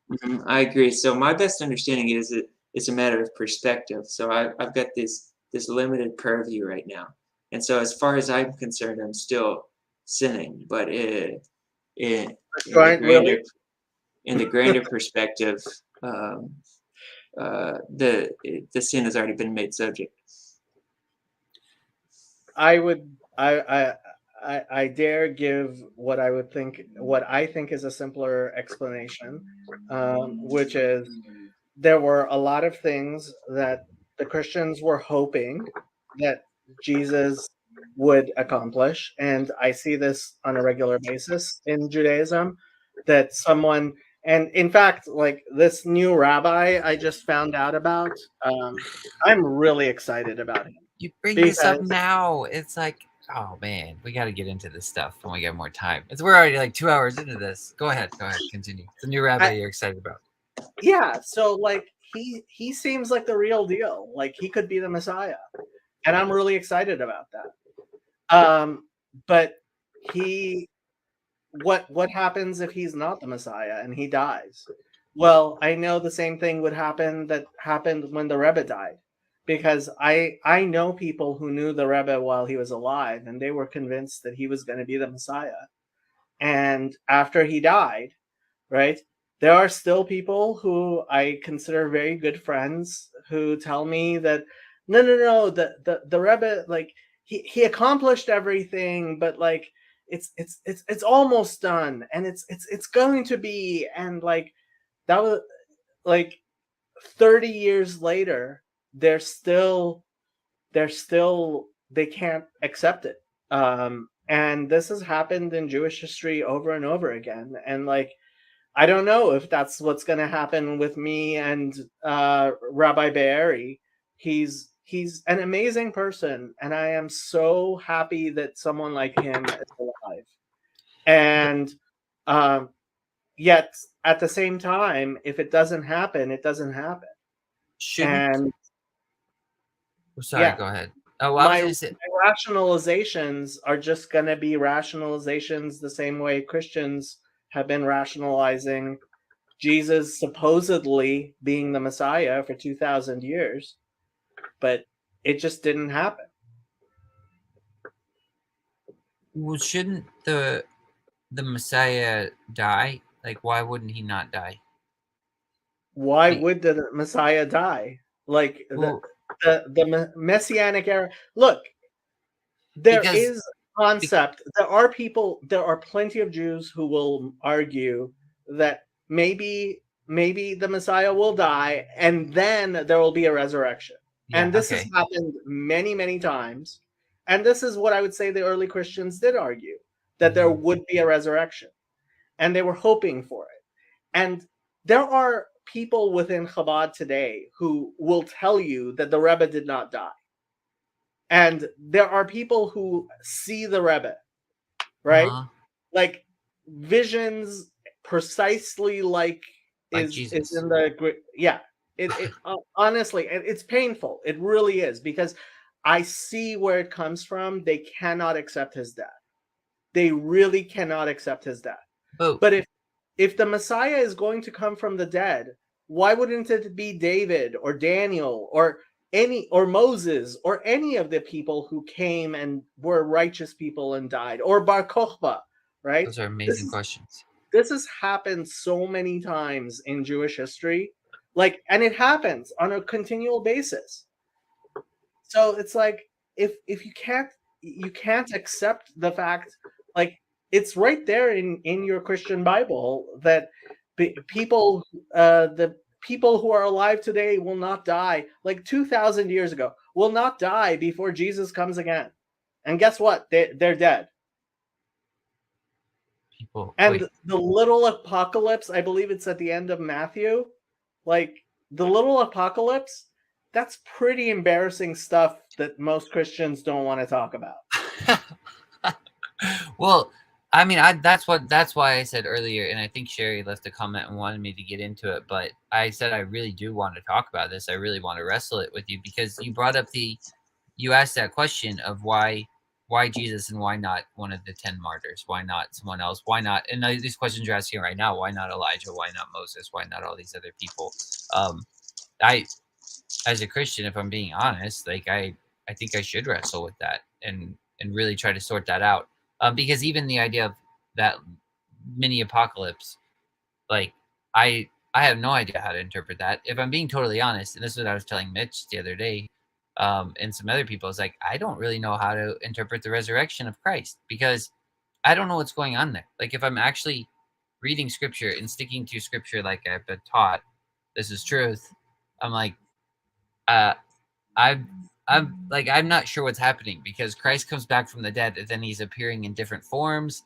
He's and so I could say like this is the resurrected body, but it's like I don't know what that means per se. And it's like why is he appearing in different forms? And it sounds you could almost say that the rabbi you're talking about, he dies and then other people are seeing him and they're seeing him in different forms. And Paul sees Christ in a vision on the road. And so there's all these things, and then even the idea of the ascension, I'm not quite sure what that means either. And I've asked some other Christians too, and I don't know that I get a straight answer because there's this part where you want to leave things to mystery. So I understand that, and you don't want to like logically figure out everything. I understand that whole argument too, but it's just I'm not quite sure how to conceptualize what's going on there, how to actually perceive that, or how to actually hope for that, because I don't know what necessarily even the resurrection and the ascension even mean in that context, because they need to be it can't just be some weird Gnostic thing. Like it has to be incarnate, because that's what we're all hoping for. Like as far as I know, even Judaism hopes for the same thing, an actual physical resurrection. So it has to be a bodily resurrection. But then how is he appearing in different forms? Like, what does all this stuff mean? I don't know. So who wants to tell him about the little apocalypse? It's in Matthew Ooh, Mitch got it. 24. Yeah, it's Matthew 24. And basically, Jesus predicts all this apocalyptic stuff about the sun being darkened and the moon not giving light. Heavenly bodies will be shaken, and it'll be dreadful for pregnant women, and they'll all flee to the mountains, and the temple will be destroyed. And Christians address this a lot. This Hold from on. my experience. No. But then there's the resurrection and like Oh, The yeah, day and no, hour he's talking- unknown. He's The Son talking of Man about will come when you least No. expect him. Mitch. He's No. talking about when Christ comes back from the dead, and when he dies, and then the dead people get up. Really? The Isn't zombies, that- the zombies in Matthew. It's the yeah, zombie isn't that part. the little apocalypse? Yeah. I see. I didn't know you were referring to that. Yeah. Oh, it's in Luke apparently. Oh, it's Luke. What? Okay. I thought it was Matthew. No, Matthew 24 through 25. We'll find this. I'm tracking it down right now. Jacob doesn't have it because he doesn't have the Christian Oh, maybe Bible. I'm thinking of the wrong. Maybe I'm calling it the wrong thing. It's the mini It's resurrection. Matthew- that- Yeah, Yeah, there was an resurrection. instance after Christ's crucifixion where Matthew. the bodies of the dead raised up and appeared to their loved ones. Matthew 27:51. Then behold, And Christians are eager to address this too. The veil of the temple was torn in two from top to bottom, and the earth quaked, and the rocks were split, and the graves were opened, and many bodies of the saints who had fallen asleep were raised, and coming out of the graves after his resurrection. That's interesting. It said after his resurrection, they went into the holy city and appeared to many. Yeah, so like a bunch of people were resurrected and walked and appeared to many, and then That could be the rabbi you're talking about that people are seeing. It's after the resurrection of Christ. Could be happening. It's still going on. But yeah, I don't know. And even here's the other thing too that's like I've been wrestling with lately, and maybe Christians and Jewish people can help me wrestle with this as well, is the idea of So Jesus ascends to heaven, and then in the book of Acts, these angels show up to them and they're like, "Why do you stare into the clouds?" You might be familiar with this, Jacob. And then they say, in the way you saw him go, he'll return in like manner. So there's this idea, and I was telling Mitch, like, if I just think of it like a child and just like a movie, I'm like, you would picture this man coming down in the clouds, and I'm like, I can picture it that way. But then I'm like, well, Christ came the first time, and he came through birth into an actual body, and then Christ in the Gospel of John says that he descends, like he who. There's a verse in it's John 3. So I'm like, is he gonna come the same way? Like, is it gonna be the same way? Because he apparently, if I guess I know a little bit about your feelings about the Gospel of John, but I like the Gospel of John. But if I think that's true, he says, let's see, no one has ascended to heaven but he who came down from heaven, the Son of Man who is in heaven. And so I'm like, what does that mean? And if he's referring to himself, it's like he's basically saying that, isn't he basically saying that he descended from heaven and then was birthed through a woman that way? And then wouldn't that kind of allude to maybe he would come the same way? I don't know. There's just that haunting verse in the beginning of John where it says he came to his own and his own did not receive him. And I'm like, God, if Christians are waiting for him to come again, that's probably going to happen. There's a good chance that'll happen. I don't know. Maybe I shouldn't say that, but I would have probably missed him the first time. I don't want to miss him a second time. He's the Messiah. You won't miss him. That's what they keep telling me. If he's actually the Messiah, you're not gonna miss him. That's so the thing. So he could be this new young gun. Yanuka, he's called. That's what you're saying. That is my hope. Watch. Currently, I mean, we'll see. And I think again, like, it was really surprising to me to read in Acts 5, like Gamliel saying precisely what the Jewish opinion has been for like thousands of years, and it's like, it's in your Bible. Why are we having this fight? That's like, a very good reference to bring up, especially when we're talking about this. Okay. You said that the reason Christianity has been so successful is ultimately to the end of seeing the truth realized and the Lord's name being made great in the earth. And what do you think of it is about Christianity that's, I know that's like your understanding of the end of it, like the reason it's happening, but what do you think it is about Christianity that makes it so compelling to so many? Because it has within it. So I think of Christianity as Judaism viewed through a glass darkly.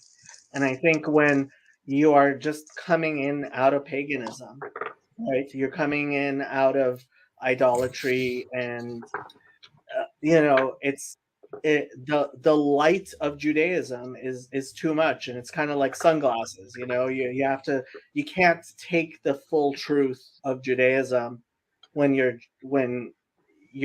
just, and so Christianity and Islam, and this is like, what's his name?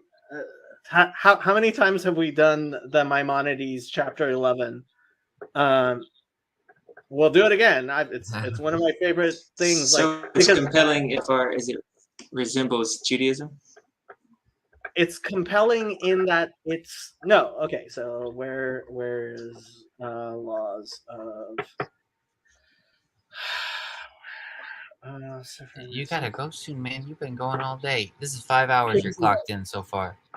It is. Okay. So chapter 11. You got schoolwork, you nerd. I'm just kidding. Sorry. I do. I didn't mean that. I take that back. That was not nice to me. That was an ugly thing to say. Very unchristian. Okay. So this is the uncensored version of Maimonides. Jesus of Nazareth,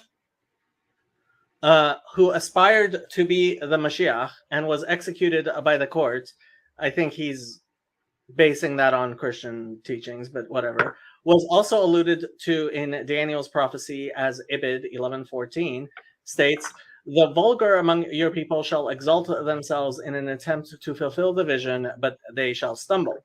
Can there be a greater stumbling block than Christianity? All the prophets spoke of Mashiach as the Redeemer of Israel and their Savior who would gather their dispersed and strengthen their observance of the mitzvot.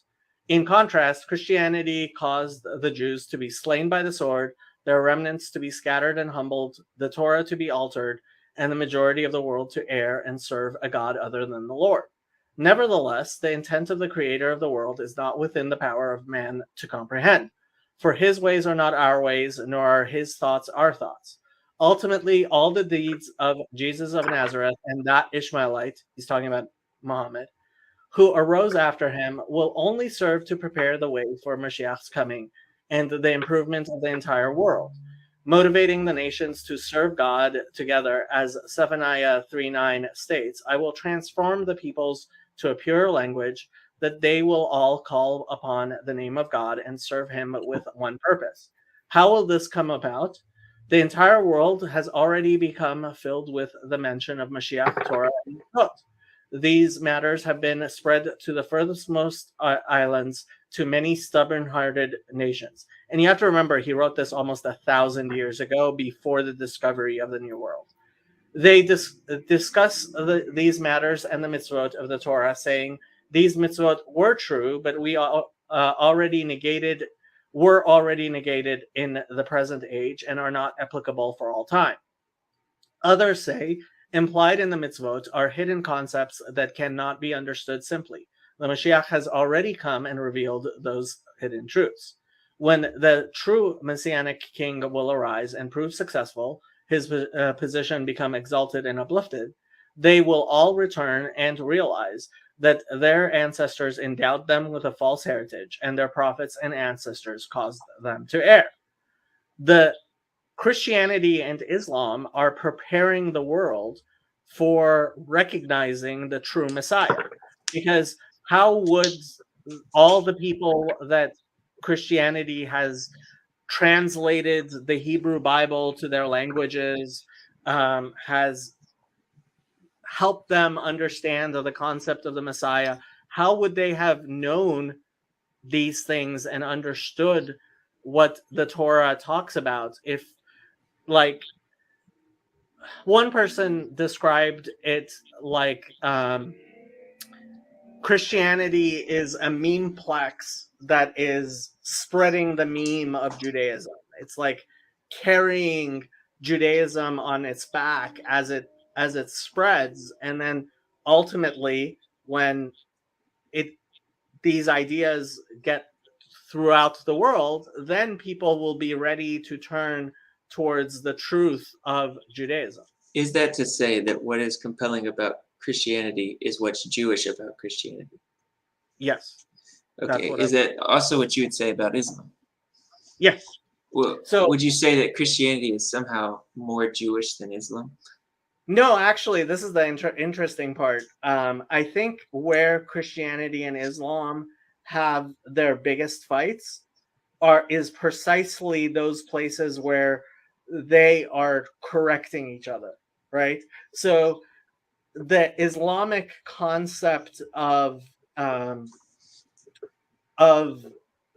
God is so exalted and like it's beyond monotheistic, and this is what like we were talking with I was talking with Father Stephen about, right?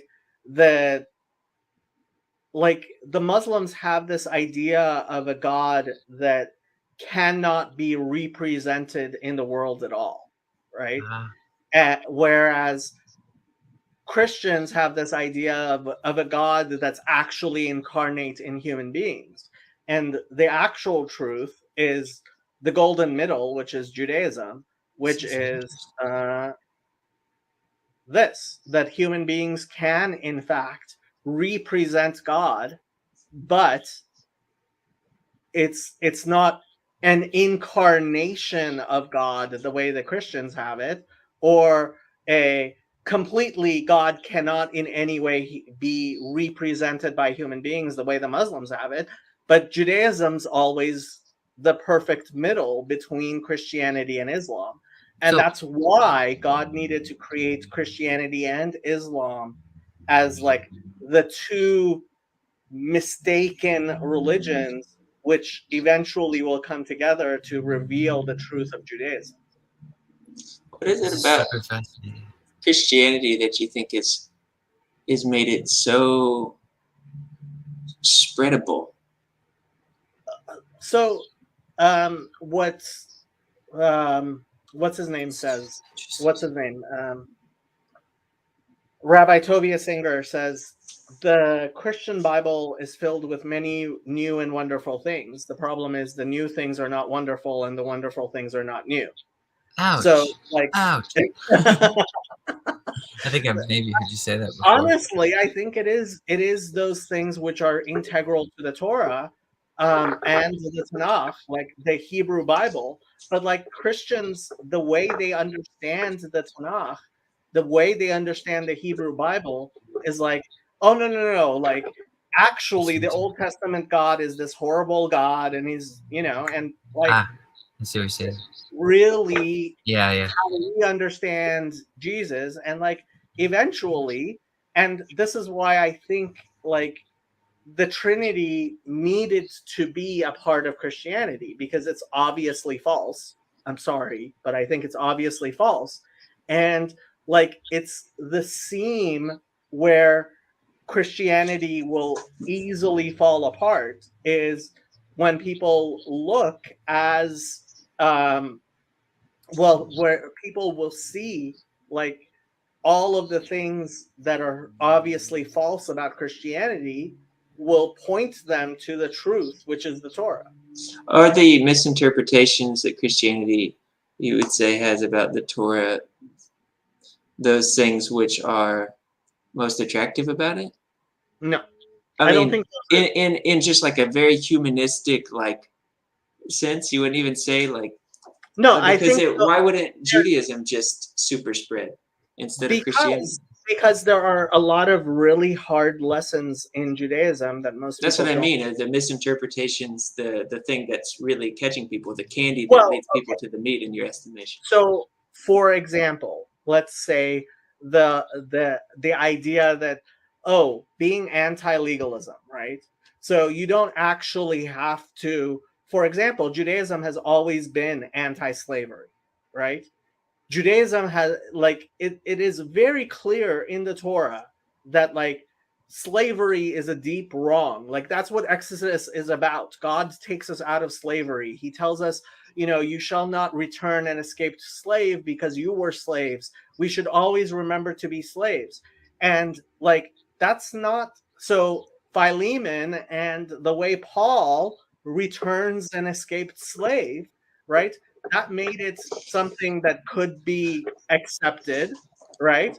Or, no, you Yeah. don't need to get circumcised. That's You don't need to keep kosher. You don't need, like, it's all written in your heart, and you can just be a nice guy, and, like, or penal substitutionary atonement. Yeah, those are the horrible, horrible things that Paul teaches, which have made it well. easy for people to convert to Christianity and not Judaism. Well, okay. To be fair, we already brought up the Philemon part before in another conversation, but Paul did say that savage wolves would creep in among you and take advantage of things like that. Jesus says, how do you know the wolves in sheep's clothing, right?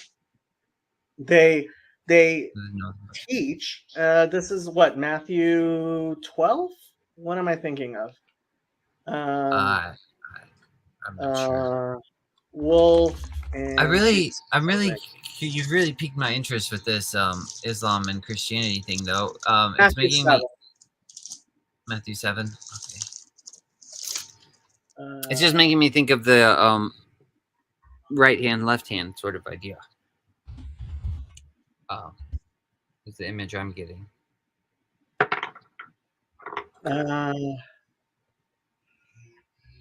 Matthew 7. Okay, so Jesus says, beware of false prophets. Let me pull this up. Oops, wrong one. Share this tab is there. Okay. Beware of the false prophets which come to you in sheep's clothing, but inwardly they are ravening wolves. You shall know them by their fruits. Do men gather grapes of thorns or figs of thistles? Even so, every good tree bringeth good fruit, forth good fruit, and a corrupt tree bringeth forth evil fruit. A good tree cannot bring forth evil fruit, neither can a corrupt tree bring forth good fruit. So I think Jesus is talking about Paul, who was persecuting the church and killing people, right? So he's telling you a good tree always brings good fruit, right? Not everyone that saith unto me, Lord, Lord, shall enter into the kingdom of heaven, but he that doeth the will of my Father which is in heaven. Many will say to me in that day, Lord, Lord, have we not prophesied in thy name? And in thy name have cast out devils, and in thy name done many wonderful things, works. I say, this is Paul. And then I profess unto them, I never knew you. Depart from me, ye that work iniquity. And the Greek there is actually antinomos, right? And Paul was the antinomian, right? And in, I think, is it this chapter or a different one where he says, like, whosoever keeps the law and teaches others to do the same, he shall be the highest in the kingdom of heaven. And whoever breaks even the smallest of these and teaches others to do the same, right, is furthest. So, like, I think Jesus was warning us about Paul. So in Acts 5, which you referenced earlier, when he's doing this very Jewish test, he says, if this is of human origin, it will fail. What would it mean for it to fail? Well, it did fail. In That's what sense? Christianity failed? Well, the Jewish Christianity. So I see what you're saying. Okay. Rabbi Skoback, actually, he has a great video on this that I keep on sending everybody to, and I can send you the actual video where he talks about this. But he says, like, okay, so what was going on? These people were brought in front of the Sanhedrin, right? And the Sanhedrin was mad about the fact that they were teaching about Jesus.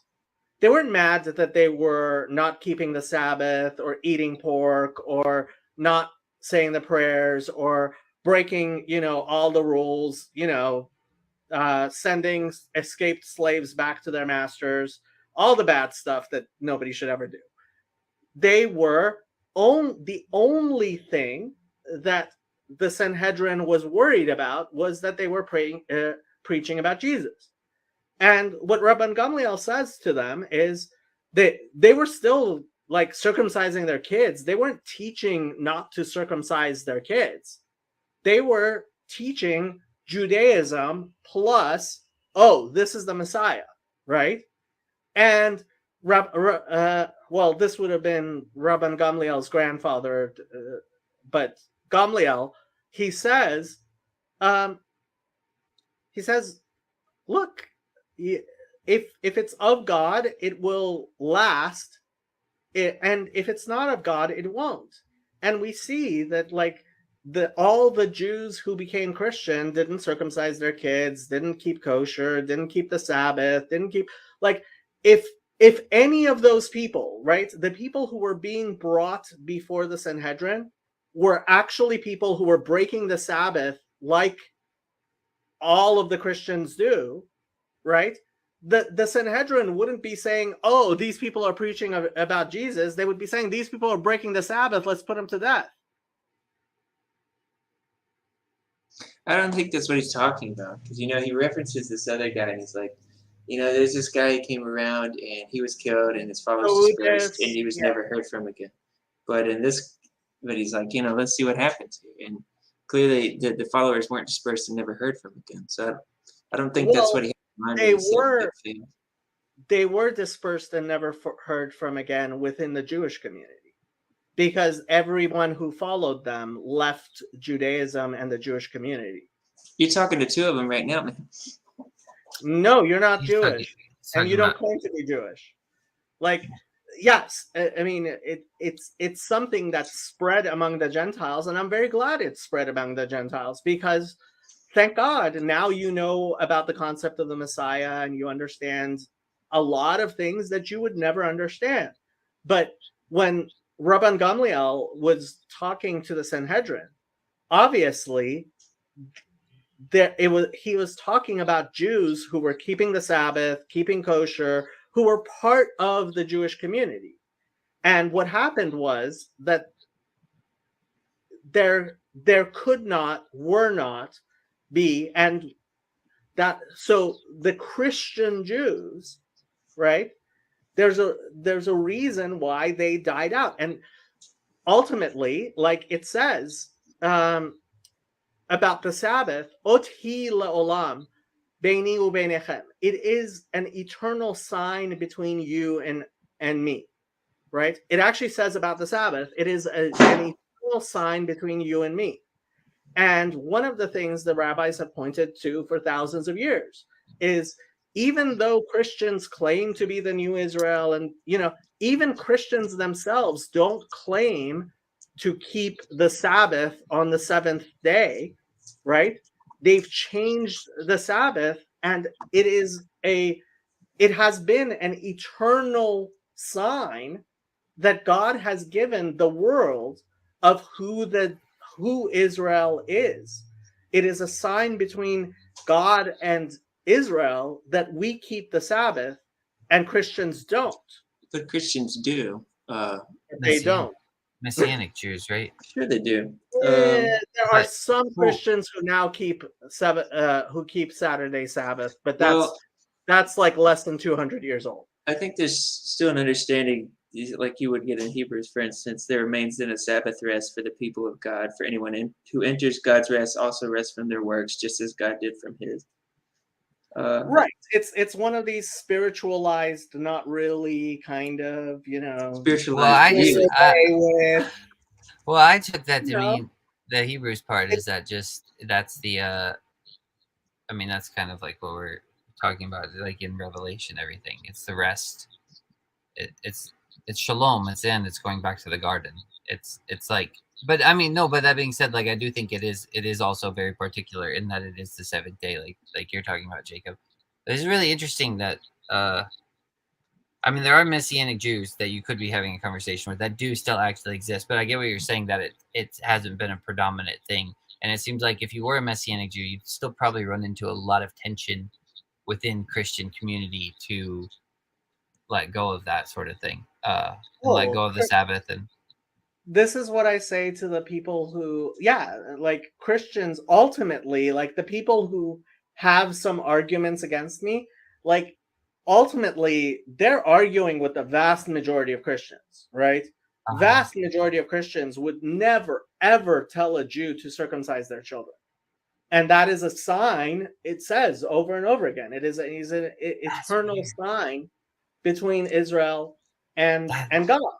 That's so weird. These I would- things which God names as a sign of Israel are things which Christians, like, it's part of Christianity, and that's the beauty of it. God has made Christianity in such a way, and Judaism in such a way, that the signs are there. You know that I am a Jew and you're not. How do you know that? Because God has maintained that even through 2,000 years of Christianity. This is fascinating. Yeah, this is good stuff. There's a lot to think about. Yeah, Mitch I'm is really. not happy. I'm very happy to be here. I don't think a Christian would tell you, in so many words. Yes, there's just it's as you've said. There's a different understanding of what it means to be circumcised, but the eternal covenant is still there. It's what it was truly at the heart of this lopping of the foreskin all along. So yeah, It's No, I- still there. I would agree. I think a Christian would, because if you were to ask me, do I have to circumcise my child? Does my child's salvation depend on it? Whatnot, things like that. I would tell you as a Christian, I would say no, you don't have to. But I would still You'd say if say, you are yes, Jewish, you must then be you should, circumcised. right? In your Wait, heart. well, hold on. Well- Would you say that I, as a Jew, should circumcise my children? Probably yes. Yeah, according to Judaism, Well, yeah, I would say yeah. Christianity has not taught that for 2,000 years. But I would try to say that I don't think. I mean, in Judaism, is your salvation It really goes based? back to Acts 21. No. Your salvation, like this See, whole that's- concept yeah, yeah. of salvation is not a Jewish thing. Like, And I what are you being saved from? Like, honestly, listen to the discussion I had with Ryan. Like, I will. he really lays it out really well. Okay, I'll listen to that. No, I guess I mean that's I don't get that vibe from you, but that's what I'm saying. Like, I guess if it was presented in that way, then I would probably say, like, if I had a Jewish person coming to me saying, like, I have to circumcise my kid, otherwise they're going to go to hell forever, then I'd be like, well, clearly something's wrong here. I don't think that's the proper interpretation of it. But you're saying the same thing as me.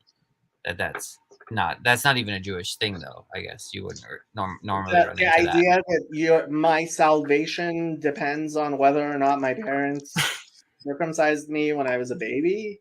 Like, how does that make any sense? Exactly. I would say the same thing. So, yeah, but ultimately, but there's a reason why I keep on telling Eddie he needs to get his circumcision fixed, because he wasn't circumcised correctly as a baby. What? Eddie, he's a guy on our Discord. Oh my gosh, that sounds terrible. No. Who messed this up? They just it's literally just a pinprick. Oh my gosh, somebody! I like blood. Golly. Oh, I cut off the wrong part. Sorry. Who messes that up? God. He had a medical circumcision in the hospital, but it wasn't a ritual circumcision by a mohel. So he has to get a mohel to like do a ritual bloodletting. Yeah, it's pretty simple stuff. It's But- pretty simple stuff. Yeah, people do it all the time. Alright. The Russians who moved to Israel, Yeah. now that was difficult. A lot of them had to do full circumcisions as Ooh. adults. Yeah, lots and lots of people got. So are circumcised. they like sober and coherent for this, or do they gonna take something, some sort of numbing thing, or do they have to get out the flint knives like in Joshua and just they gotta do it with a stone? No, I think for adults they do use. What a bunch of sissies. I'm just kidding. I would never. There's no way. I was just so scared. Oh man. Well, I do want to. I mean, I feel like I've kept you for so long, man. But I really like this. By the way, we have an actual rabbi listening. So Rabbi Malot, you're not stalking me. You're always welcome. Okay, we should say a prayer to finish up. Who's saying the prayer? I could do it. All right. Father, we just come before you right now. We thank you for this time that you'd allowed us to come together and just to talk about you and to focus on you and to hopefully give glory. We just ask that anything we said here, Father, that you take it and you direct it and let it just fall with grace upon the listeners' ears, and let all glory just be brought to you, and let you be magnified in all of this, Father. And we just ask that you open our hearts and our minds to take what was said here and to just meditate on it and find your truth and draw in closer to you, and just give us wisdom, Father. Pour out your spirit of wisdom upon us and give us eyes to see and ears to hear. In your name we pray. Amen. Okay, I can continue going for another 30 minutes or so, and then I have to do homework. What are you Okay. studying? I have to pee, so. So I am trying. Well, I actually. Okay, so I was getting a certificate in substance abuse counseling from, and you got an amen from Rabbi Malot. That's hard to do. He's an ultra orthodox rabbi. Um, don't ever use the term ultra orthodox. It's considered pejorative.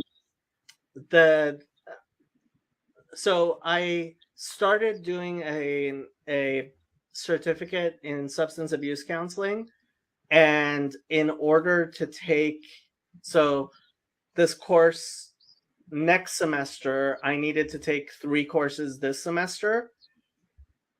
And I only wanted to take 2 courses this semester, but I took 3 in order to take that class next semester.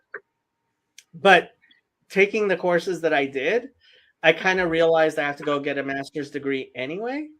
And so I applied. I'm going to start a master's degree in January, but so I'm not actually going to finish this course. But I don't want to get bad grades, so I'm taking 3 classes in substance abuse counseling, and then my master's degree. I enrolled in a master's of social work. That's great. Are you in your home office or your work office now? This is my work office. I gave 60 days notice, so end of January, I am going to clear out of here, and I'm probably going to have a home office from now on. Wow, it's going to be different. I'm used to this Yeah, backdrop. yeah. There won't be the window, and I won't be behind the Walmart anymore. So You're that close to Walmart? Oh my You lucky goodness. duck. Yeah. Oh, yeah, Walmart yeah. is a magical place. Oh yes. So, when You can I get so was- much soda there. Do you see the Walmart? Yeah, nice. Yeah. Walmart. Oh, So I it's see funny, it. You're actually seeing through the window here. Let me see if I can. If This will- is it's not subscribers showing. only right here. Yeah. No, yeah. I see why it. I is can see it. The little Walmart logo Wow, out that's there. a it's nice too shiny. camera. But so when Thank you. I was doing my little fight with the Black Hebrew Israelites, Black Hebrew idiots, I actually I set up my camera in such a way that like you could see the Walmart sign, and I kept on making jokes about being the insurance guy behind the Walmart who knew more Hebrew than this guy who was charging $300. Where's that poster of his? There's his poster. He was charging $300 to teach people Hebrew, and he doesn't know any Hebrew. What was he doing the whole time? Like his Hebrew is just really bad. and so like it so I did a bunch of videos saying he doesn't know Hebrew, and he doesn't. Like I showed where he doesn't know Hebrew. Did he come on your channel at one point, right? Yeah, he did. I think I saw him. Oh, he never he was on, like I did a bunch of videos and he was in the chat, but he never actually came on to the channel. Oh, okay. Yeah. Bazani says, I heard Jacob was ultra MAGA. I am ultra MAGA. What does that mean? Oh, Biden gave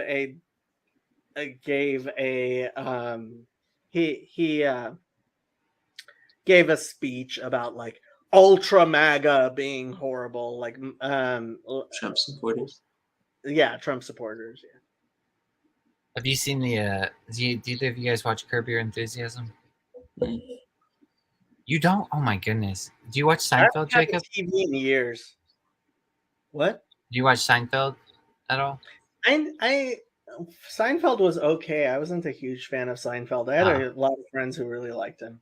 I love Seinfeld. But Curb Your Enthusiasm is the creator of Seinfeld. He did this. It's an HBO show, but there's an episode where and he's Jewish and everything, but he lives in I think in California, and he discovers that by wearing a MAGA hat, he can like get around crowds and everything. So he's not a Trump supporter. Parts of that, yeah. Yeah, it was really funny.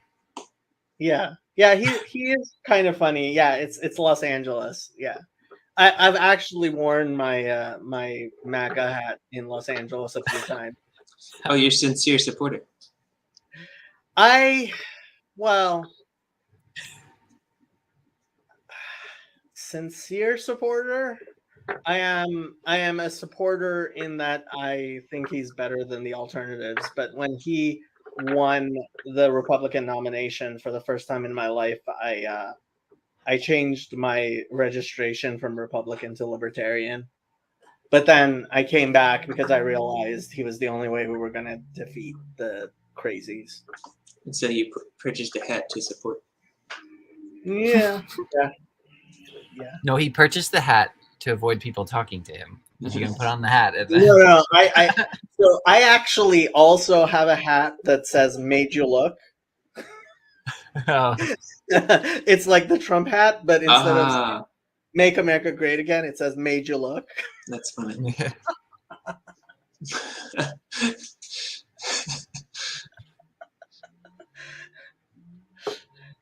Yeah, it's a Oh, great man. hat.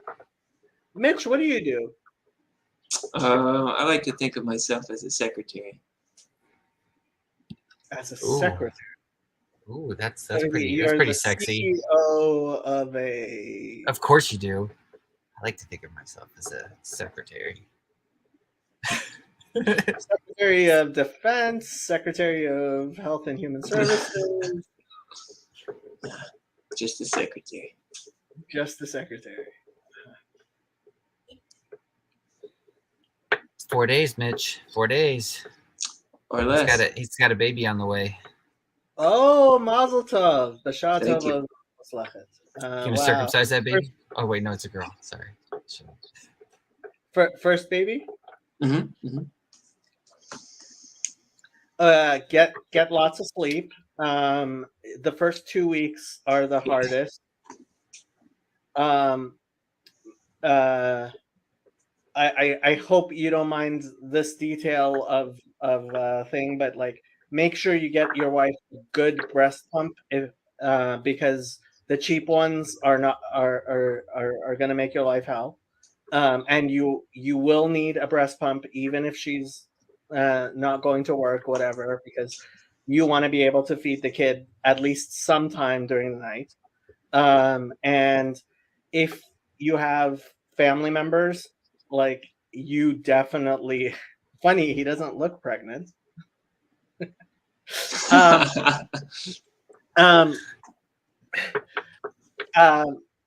You're if you have family members, like the first 2 weeks are just insane because the kid cannot sleep more than 2 hours without being fed.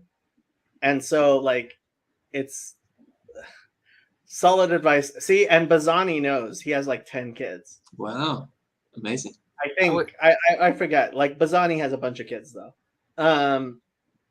Yeah. So like once you get past the first 2 weeks, you'll be fine. But yeah. And yeah. Talk You'll to be me. fine. Talk to me offline. Well, I have other things I should tell you. But yeah, the first 2 weeks are really, really difficult. I'm looking forward to it. Me too. It's gonna be a wonderful baby. So when I was living in the Orthodox Jewish community, like it's normal to have like 10 kids. It really is. And so I used to babysit for a lot of people and I used to help a lot of people. And it's part of what's beautiful about the Hasidic Jewish community and like the actual Orthodox Jewish community. Like one of the things is you have to live within walking distance of the synagogue. So everybody in your synagogue lives within walking distance. That's beautiful. And yeah, it's like one of the greatest blessings of like the Sabbath is, and you know, when cars came out, there were a lot of Reform and conservative Jews who were like, oh, like the Bible obviously doesn't mean, cars, that's not work, whatever, right? But the Orthodox community, and I have to say, I believe the same thing about using microphones. So because you Orthodox Jews will not use microphones, synagogues tend to be really small, because how large can a synagogue get without a microphone on the Sabbath, right? And so, like, there are very few synagogues that have like hundreds of people attending on a regular basis. All the synagogues are like maybe like 100 people, including the women and children, you know, and like there, for me, it's part of what is very faith affirming is that there have been a lot of blessings that in retrospect we look at halacha, like Jewish law, and um, well, okay, to dunk on Christians again, the washing your hands before you eat, right? Like Romans, like really thought the Jews were insane for all the hand washing, right? And you actually see that in the Gospels, right, where people come up and say to Jesus, "Why don't your, why aren't your disciples washing their hands before they eat?" Right? And this was one of the things that like the Romans knew the Jews as being fastidious, and like Christians, like if you read in the fathers, like in the church fathers, like they're making fun of the Jews for these laws of like washing before they eat, right? And yeah, a few thousand years later in germ theory, suddenly it's not so crazy that Jews have been washing their hands before they eat forever, right? And there's just a lot of stuff like that, that more, I mean, it's usually said of the Sabbath, but more than the Jews have kept the Torah has kept the Jews, and it really is true. There's been, it's, for me, it was really part of what made it faith affirming and why I was an Orthodox Jew, not a Reform or conservative Jew, was seeing like the effect that halacha has on families, and the Sabbath. Like there are people who are taking electronic Sabbaths who aren't even Jewish, but like, and certainly not religious. Like it's become a techie, like Silicon Valley thing to do, right? And 100 years ago, when the debate on electricity was big, right? And to some extent, Chezi still he's like, he thinks the rules on electricity are too strict. But for me, it's like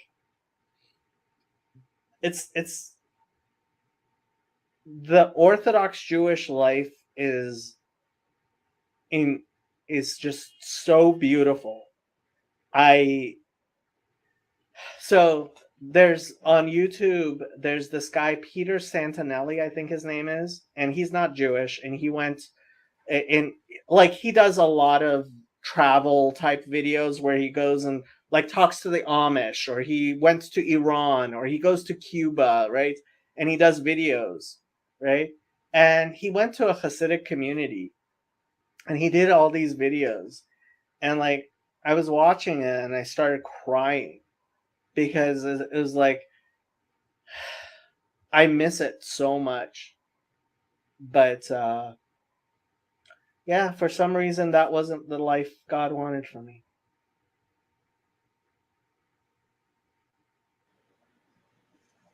Ain't that just the way? It is.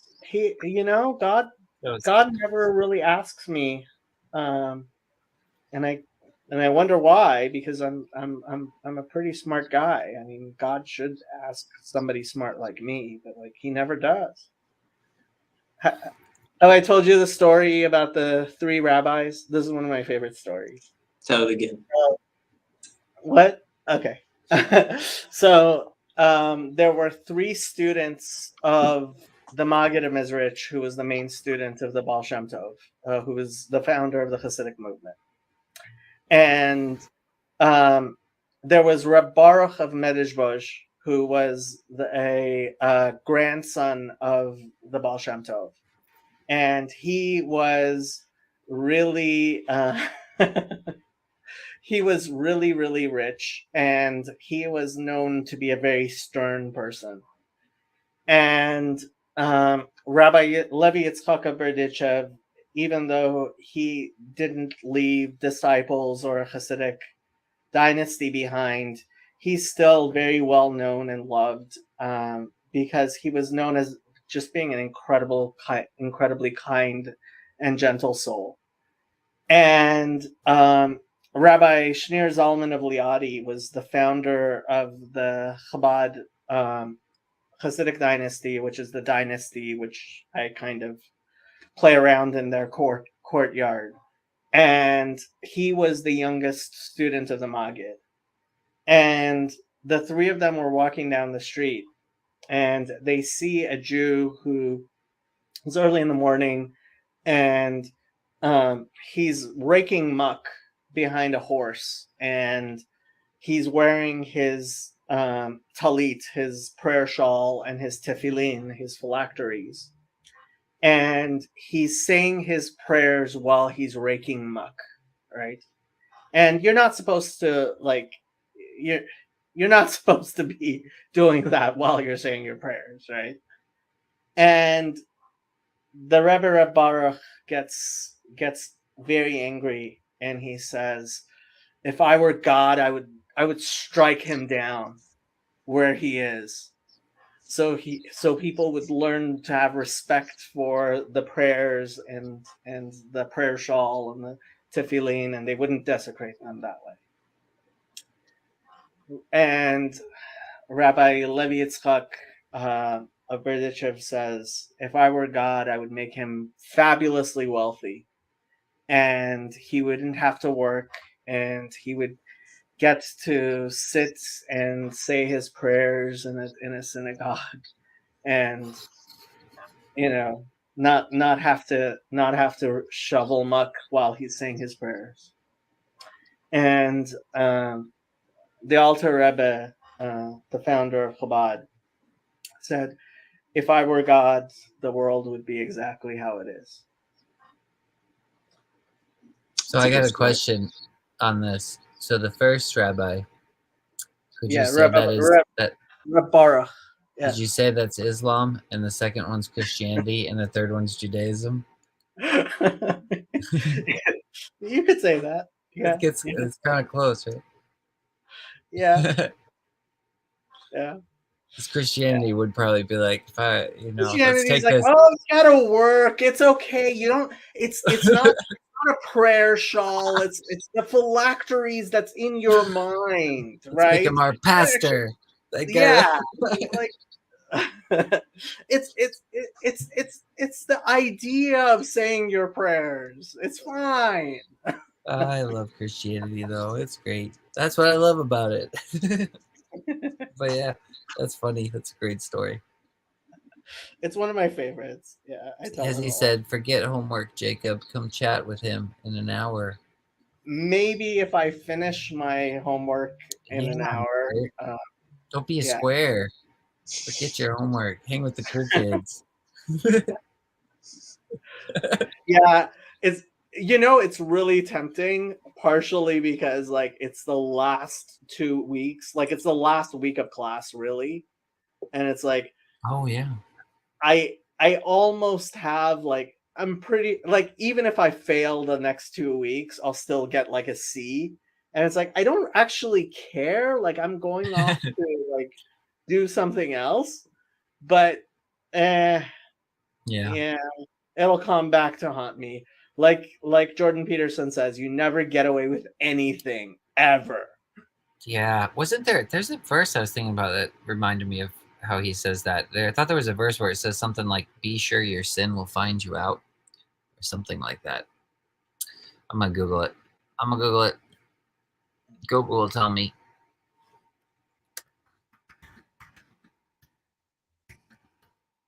We'll find you out. It says numbers 3223. So yeah, be careful. Better do your homework. Okay, I am going to end this podcast partially because I want to talk to Mitch for a little bit before I go do my homework.